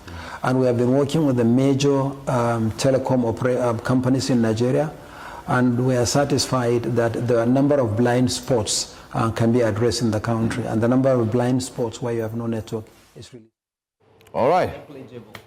So the last word he said as we faded, he said the number of blind spots that were identified in the country is negligible. And so for INEC to have piloted, modeled, rolled out, and have full confidence that it would work, yes, then there was the glitch, yes, there's the compromise of what happened, does not negate that the technology works. Look, banks don't come out and tell you how many billions get siphoned from their accounts because people hack into their systems. It happens. But it's a provision that they keep working on to improve loopholes. Technology is not perfect. There's nobody that's advocating for real-time transmission that says it's foolproof. But as Onoja and I both say, between polling units and ward, and we've seen the mutilated sheets, is where these things happen. So we're saying, let's take a picture, so we have a picture so we can see. That doesn't negate party agents from also having their own forms, but we've also heard people being beaten, people being paid off, people being intimidated to turn over their papers because it will be manipulated. These things are facts, they're not speculation. So INEC also understanding and wanting to improve the process is why they did that. So to your question, now, if we look at Abuja this weekend, Ekiti and Osun, and what might then possibly transpire into what will be determined as failure. Because what the loophole is that they've allowed, and as I keep saying, they've legislated failure. So all you have to do is just say that it did not work, it did not work. Now, while we're trying to get the law amended, it's also for citizens to begin to think around. I mean, I actually decided that on this show this morning, I wasn't going to spend time thinking about what to do because we must get that law amended. National Assembly members must be told that they work for Nigerians. And to be honest, I believe it because there are 469 of them. We have their numbers, we have their email addresses, we have their house addresses. Then you see their wife in the market or at a wedding, you go and meet Madam. Like, Madam, how far? That's your husband in the House of Rep. That thing that they did, it's not quite working. What are you thinking? Their children are in schools, in the abroad, in the local. We pull them. I say, Madam, yeah, it's 2 years, level 2 years, because it's a second-year student here. You see how things work and things are in order as you stroll campus. If we don't have free and fair elections, it will hurt smaller. What do you think? Look, if we don't make these people feel uncomfortable and realize that they work for us, then it is, and as one of the gentlemen said, how did he say, the tyranny of using the law. He framed it very nicely, but basically just saying that if you use the law to tie our hands, we must untie our own hands with that same law. But the only way to do that is to make the people who make the law slightly uncomfortable. Thank you very much. Onoja, just before we wrap things up, I mean, given that this law has been passed, Yemi is very hopeful that, you could still get it amended. But looking at the present-day realities and that we have off-cycle elections coming up, what can Nigerians do? What can ordinary Nigerians do? Learning from the mistakes and also the strategy of those who try to truncate the electoral process. What safeguards are there for them to ensure that truly these elections count and their votes really count? I think that there are two things that are going to happen with these elections, these off-cycle elections. Two things are going to happen with them. On the one hand, and I've never hidden my party affiliations, they're very well known. On the one hand, the APC is going to try to use these off-cycle elections as test cases to perfect their attempts to rig the elections. I mean, they started this with the Edo State elections, where there's verifiable evidence to show that more than one set of results were printed and were then used. More than one set of result sheets were printed, and at the polling unit stage, they filled in, at the ward collation stage, they filled in quite a number of results that were substantially different from what was declared at the results at the polling units. We also see that they will test it. We will also see that they will test and tell us whether or not e-transmission is working and give us use cases for why they have to rely on manual transmission of results. But the Nigerian people also have to use those elections to test our resistance to any attempts to rig the elections. And this attempts by anybody, it is best for us to win your elections at the poll. Let them be a reflection of popularity. It doesn't matter what anybody else says. If you're able to go there, win properly, rather than by this. So it doesn't really matter to me who wins, as long as the processes are right and we are sure that the results are a reflection of the will of the people. So Nigerians have to go to the elections and these off-cycle elections and use them as well to say, we're going to try to stamp our will and to ensure that the results that are then announced are a reflection of our will. That cat and mouse has to be played. Unfortunately, we've been put in a place where we have to play that game, and it isn't a game, seeing as it affects the lives, welfare, and well-being of so many people. It isn't a game, but we have to go to the field and also find ways to resist attempts to snatch, grab, and run away with elections. Yemi, my dear friend, I wish I shared your optimism that we are going to be able to get the Electoral Act amended. I really, truly wish I shared your optimism, but I've become very cynical. I do not believe that the APC at its core is capable of doing anything good. I do not believe that the APC at its core has the intention for the betterment and welfare of the Nigerian people. I believe that controlling, I'll leave it at that. Just to wrap things up, let me come to you, Mr. Nkotari. I could see your smiles. What do you make of the House of Reps 360 or 180 turn after they agreed in December 2025 to mandatory, and they made that quick turn? I'm sure you saw the videos of even when we were calling, stop, let's take it one by one. I think we have a video of the speaker, Tajuddin Abbas. Don't worry, I watched it. He said it's fine and all that. What do you make of that? They recanted because, of course, there was a closed-door meeting for them to rescind that decision. Most of them would have also been warned that they will not come back. I'm not talking of re-election. I'm talking of they will not be brought back because most of them wouldn't have been elected, wouldn't have been there in the first place. So they must have told that without that proviso, then you don't have the chances of coming back to the assembly. But let me quickly say this to my sister in the studio. It will be highly ambitious to think that they will amend the Electoral Act. I mean, that will be batting on a sticky wicket. They will never. And if you think you can, through their siblings, through their sons, through their children, or whatever, convince, like you said, you meet the wife in the market, you meet, those are beneficiaries of the fraudulent acts. And even when they go back home to talk to their fathers, their husbands, and so on, they question they will ask is, are you for me coming back so that you will continue to enjoy the fruits of the crime, or you want us to do things the proper way and suffer? And definitely most people will tell you, no, if that is the case, continue. You don't want to go again, you don't want to go on the private jet, you don't want to go to Yale, you don't want to do this. Yes. How do you think we make this money? That is the question they will ask.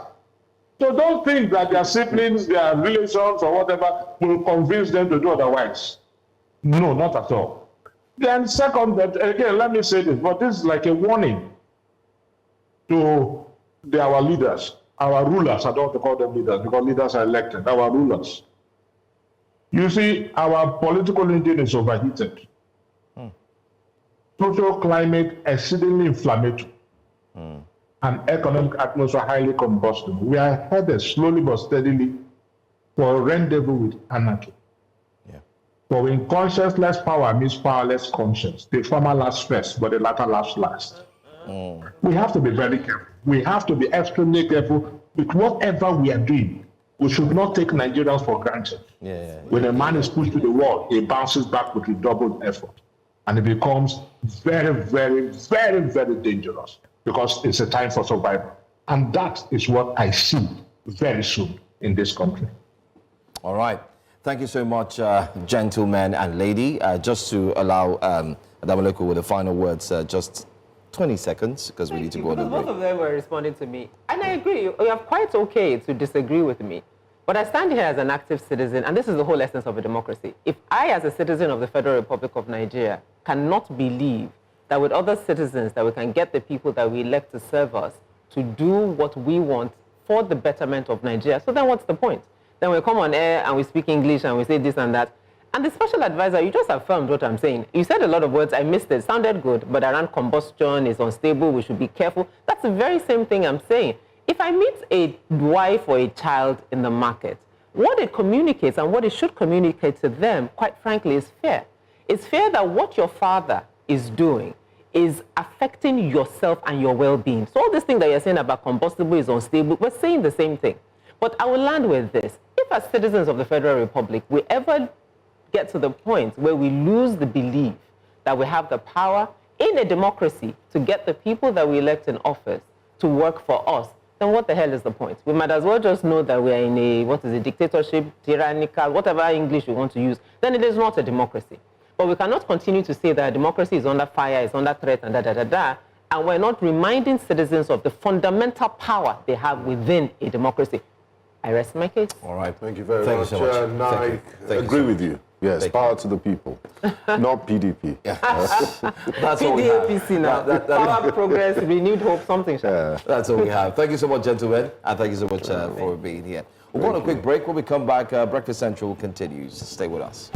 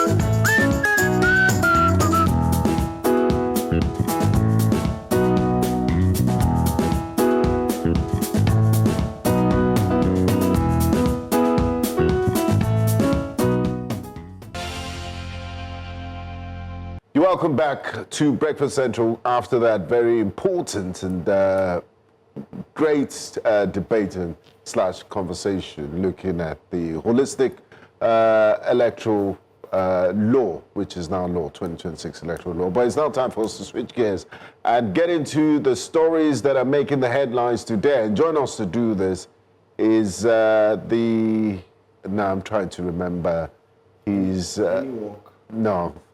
He's the COO, yes, thank you very much, of Sustainable Stories Africa, Mr. Uade Ayime.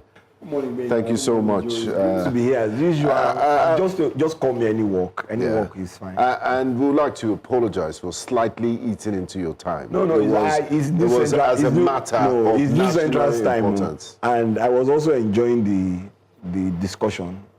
But I think we're going to run away from the bill. The bill it's no longer a bill. It's not an act. So the only other thing I would say about that is, however they want to transmit the results, Nigerians should go out and exercise their civic duties, vote, make sure your vote is counted, and where it is counted, make sure you take down the details of what number of votes have been counted, so we can start to where there is no electronic transmission. Even where there is electronic transmission, we can independently try and verify to a large extent that what has been transmitted, whether electronic or manual, is to the best of our ability or the best of INEC's work that is correct with what happened in your polling station. And that's really, really critical, because all the results must come from the polling stations, and must be able to monitor them right from your own polling station right to where it gets to the local government and into the state data, into the national data, that it's all right. So let's go out there and vote in 2027.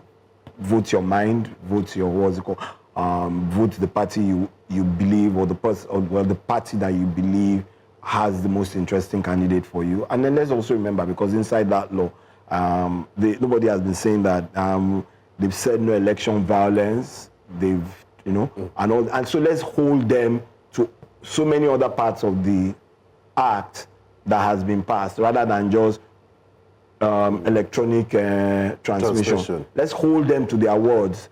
Vote buying. Yes, vote buying, violence, 6 months. Let's hold them to their words. Let's not just focus on one part of the Electoral Act. Let's look at all the details of it, and let's hold them to the different sections where they are supposed to provide those things for Nigerians, and let's make sure that they provide them. Okay, let's start off with our first paper quickly. Let's go to This Nigeria. That's where we're going to start off from, on This Nigeria. This Nigeria has, of course, the big story on the front page. Electoral Act. It's an act now, 2026, now law. Okay? Tinubu signs after stormy NAS passage. FCT polls, Buhari PDP chairmanship candidate steps down for APC's rival after Wike's intervention. President stops NNPC deductions. I think we should focus on this one. President stops NNPC deductions, redirects oil funds to Federation account. Executive order targets leakages, duplications on the contentious PIA framework. What's your take on this? The president said enough is enough. Nigerians should be beneficiaries of the NNPCL. Well, so I don't have the full details of it, but from what I see and what I hear, NNPC they carry out those deductions because of the fact that NNPC carry out those deductions. NNPC carries out those deductions because of the fact that they are part of the things that need to come to them towards ensuring that all the things that they do as an NPC, their operations and all. So with this executive order, I guess the essence is to first and foremost ensure that what is supposed to come to the federal government in terms of whether it's a dividend or the contributions to the Federation account comes first, and let's stop all that upfront deductions. Come here, and then whatever your deductions are meant to be will come to you. And And that's what they're trying to do, because we've seen in the last 5 years, NNPC technically has not been remitting money to the Federation account. First it was fuel subsidy, and then the subsidy moved, and then it was other things that needed to be done. And that's supposed to be our golden goose. Yeah. Although they released their unaudited accounts and the profits are out of this place, but the cash issue is still a bit, it's better now because they've started to work on the cash cow. Well, they need to work on their cash flow, not just the cash cow. It's a cash cow, but they need to ensure that cash is coming in. And I guess that's what Mr. President is. Yeah, and that's what they are trying to avoid, so that you don't take the money beforehand, and then when we're asking for the cash, we can't find it for us to do Nigeria's work. But it's also a very interesting time to stop it. And why do I say it's an interesting time? This could have been stopped since 2023. Why 2020? Yeah, why did we leave it now? And what happened to the ones that were not remitted? Well, they'll get it back. How? When the main one enters, before they share. Oh well, I guess this, now deduct from I guess these are the possibilities that could come out of this. When the money is coming, you can't take your 30% deductions up front. Are you with me? So we first take all what is owed to us, and then I'm not saying. If there is extra, you take what belongs to you for your 30% deductions towards running your operations. So, in other words, you give to Caesar what belongs to Caesar. Now, let's talk about FCT polls. Let's remember that Nigeria is Caesar, and they own all the things that come out from FCT polls coming up this weekend, municipal council polls. I've never seen municipal council polls generate such heightened interest that you have presidential aspirants and candidates campaigning and also on the ground for a municipal council polls. Number one is, what's the reason for this? And also, the Buhari PDP chairmanship candidate steps down for APC's rival after Wike's intervention. He raised his hands, and so is this not brazen anti-party activities coming from the FCT minister, who claims to be fighting for the soul of the PDP? Is currently in court to decide what is the genuine leadership of the PDP. But hold your thoughts. And I wish my director told me we were going on an ad break before I spoke all this vital and high-level English. You're welcome back to Breakfast Central. We still have Wade Aime here joining us for analysis of the big stories that are making headlines in the newspapers today in Nigeria. Wade, before we went to that break, I did talk about the FCT council polls. Two things. I'm not going to repeat myself. You said I showed my thoughts. Yes. Number one. No. For the people, there are people, millions of people just tuned in now. So let me, no. Questions again. Number one. Why is it generating so much interest that Alhaji Atiku Abubakar, Peter Obi, other heavyweights in Nigerian politics are campaigning and speaking about it? And then number two, what do you make of the FCT minister endorsing and applauding the fact that a PDP candidate stepped down for an APC candidate? Okay, so is that not brazen anti-party activities? Is it not a member of the People's Democratic Party? So, fire down. Let me start with the first one. That's the Federal Capital Territory. So municipal elections are very, very important to how you run the Federal Capital Territory. And let's also remember that the Federal Capital Territory is not a state and is under the purview of the president through the Minister of the Federal FCT.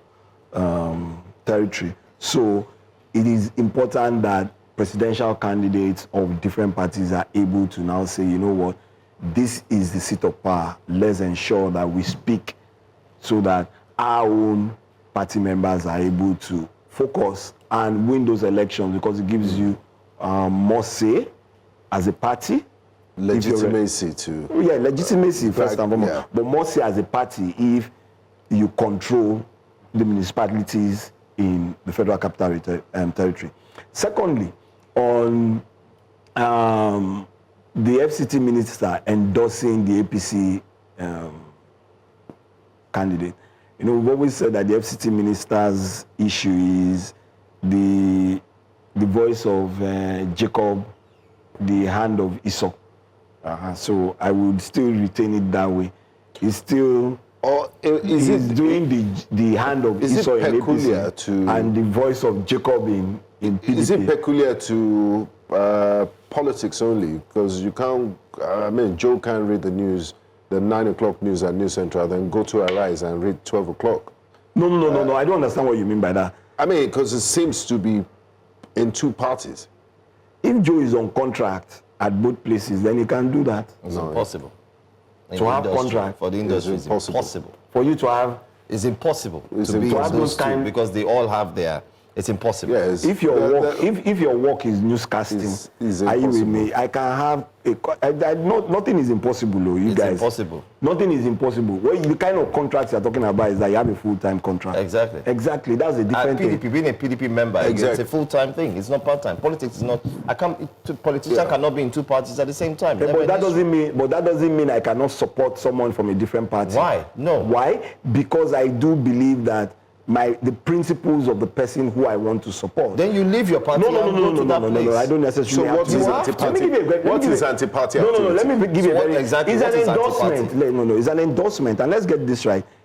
In 2008, when the first ever African American president in America became president, he was endorsed by the former Colin Powell. A lifetime Republican. So let's get something. Yeah, but it was not an active. It was not active. An appointee. Former. No. National Security Advisor. Chairman, Joint Chief of Staff. Former. Still no. A card-holding member of the Republican Party. He was an elder statesman at that time. You see the way you know that. Let's move on. But that's the reality. You don't need to agree with me, Joe. No, because it is not the norm. It is not the norm. It is not the. It is not the. But it is not the norm. Operandi. It is not the norm. Does not mean that I cannot endorse. So okay. So if I do not believe, or if I believe that the other candidate, in my own opinion, are you with me? It doesn't mean that I'm doing anti-party activity. No. It does so not. what is anti-party activity? Anti-party activity. So okay, what is the FCT minister doing? Anti-party activities is he endorsing or is he engaging in anti-party activities? In my own opinion, are you with me? In my own opinion, he's endorsing the APC. Okay, we leave it there. Very sad news coming from the front page of this Nigeria. Carbon monoxide leak kills 37 miners in Plateau. I mean, if this happened in any other country in the world, it will be wall-to-wall coverage. We'll have rescue crews. There will be interviews. There will be the Plateau State Emergency Services will be grilled. They will be on ground at the site. Family members, NEMA, and the Plateau State Emergency Services. But I mean, it's just taking a corner there, and we're moving on. 37 lives. It's a lot. I mean, this would even get the president of a country to react or cold shot their trip, because in South Africa we've seen presidents cancel foreign trip just to address their people. And it was broadcast Are we so TV desensitized to the value of life in Nigeria that it's a sad incident, you know, 37 people. We're sorry. Unfortunately, that's where we are, Benga. Unfortunately, it's sad to say. First and foremost, my heartfelt condolences go to the loved ones of those who lost their lives, 37 people. But unfortunately, that's where we are in Nigeria. Every Nigerian life that is lost, whether it's through insecurity or through issues relating to mining now, is just like, okay, another one is dead. Let's move to the next day, and it's unfortunate. That's it. That's it. Yeah. But will lessons be learned so we won't have such a gas leak? Will there be punitive measures taken? Will there be an investigation, coroner's inquest into this? Well, they probably will do all that. That will not most likely come to the public glare. You get? But at the end of the day, do we even see those reports come out and take the lessons from them? That's another huge question that I don't think it will happen. Okay, let's go to The Guardian quickly. The Guardian has a lot of stories to look into as well. Tinubu orders NNPC to remit oil revenue to FAC as rig count stagnates. That's it. Let's look at this big one.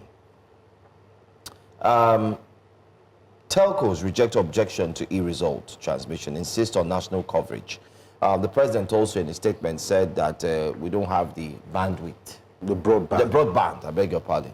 You know these terms, yes, broadband. As a tech but bro. before he even signed it, the president did sound like a tech bro. A tech bro. Before he even signed it, telcos had come out under the edges of Alton to state that, listen, we can do this.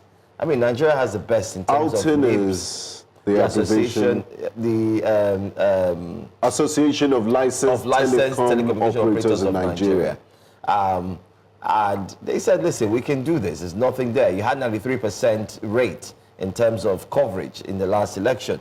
If you had 93 and it was fantastic, it was just pocket size. So the presidency and the Senate have been demarcating their business. Yes, aside from the glitch. Aside from the glitch. You now, guess what? Guess what, Wade? Let's get your reaction, though. You now had the former INEC boss. The video has been circulated where he said, we will do it, that the IRF does not need internet. It's not fully internet dependent because it can operate that way. So what we're saying is, aside from the presidency, the House of Rep, and the National Assembly, every other body in a country of over 250 million Nigerians are saying, this is doable. Even the former INEC boss says it is doable. The ambassador. The ambassador now, Alton. Alton is saying, it's doable. It's our job. You know the beauty of technology is, and if you are quite conversant, you would hear download offline so that you can use it later, store offline so that you can upload when you have data. So when those in leadership, and I think last week Thursday we mentioned this also, when you promote technology like AI to improve the system, like BVN in banks, like NIN, when we force Nigerians to go and register, and 60 million Nigerians register in 2 months because you decided that those things need to work and those networks need to be up and going. What the Minister of Interior is doing at our airports and our border ports, then like I said, when it's time to take from Nigerians, all the technology things work. When it's time for Nigerians to ask for what they think, they believe, and they are, I'm trying to find the right word, that they believe is the best way for them to move forward.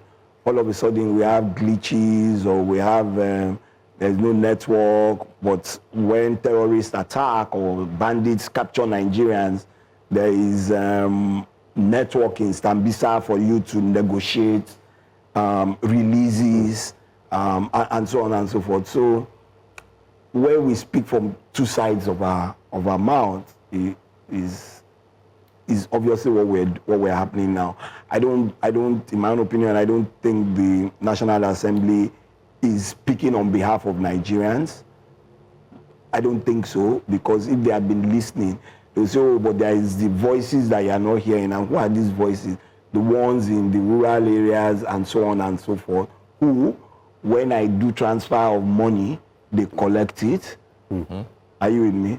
Whether it's USSD or whatever, they get the cash, and the cash is always available. When it's time for them to send WhatsApp group chats, are you with me? They can easily send it.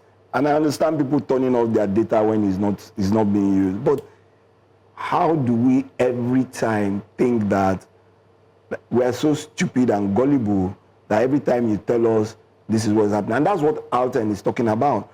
First of all, not only are you trying to, you're demarketing them. Yeah, exactly. That's why they fought back. Investments, they've put billions investments. You're still asking them to put in more investment. I mean, there's MTN buying over IHS. Yes, that's a big one. And when people say MTN buying over IHS, IHS is the #1 tower. Number one. So it means that almost everywhere in Nigeria you can get access. So it just beats me when you make this kind of statements that your telecom sector is bad. I mean, that's it. That's the long and short of it. That's the implication. That's what it means. And I'm happy that they are fighting back and saying that this is doable. Because in 2023 also, when the people were saying, oh, we're not sure, they gave the assurances that it can be done. And it was done. It was tested. Yes, and it was done. Not only was it tested, it was done. The only glitch that came, it wasn't from the operators. Till today, nobody understands what glitch. What was the glitch? Man who had, I have no idea. The man who had control over what was supposed to be disseminated.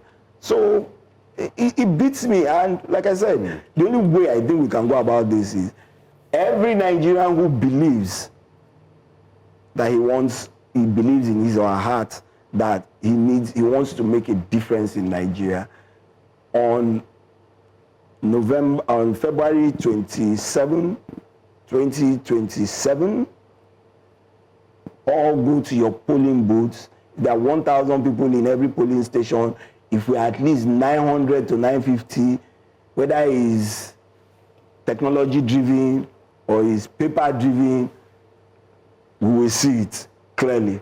So it's only when you have 50 people that you will see that 50 can turn to 950. Now let's talk about this very important one just before we we have 3 minutes to go. 2 killed in Ondo APC bloody Congress. The ongoing World Congress of the APC in Ondo State on Wednesday turned violent, leaving 2 people dead and several others injured in Indore local government area. The incident came barely 24 hours after political thugs attacked the APC secretariat in Akure, disrupting a stakeholders meeting presided over by the state chairman, Ade Adetime. I mean, to cut the long story short, this is APC to APC violence. This is at a World Congress level. But this shouldn't be. It's not new to you now. No, and people are dying over politics, not a natural disaster. This is an untimely death over disagreement. What could lead to this level? What is at stake, and what could lead to this level of violence? And what does he say about politicking in Nigeria in general? This is not new.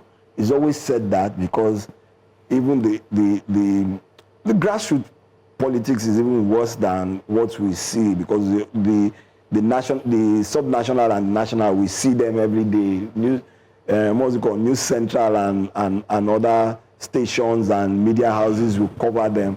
But this is really where politics is. These are the foot soldiers. Yeah, these are the foot soldiers.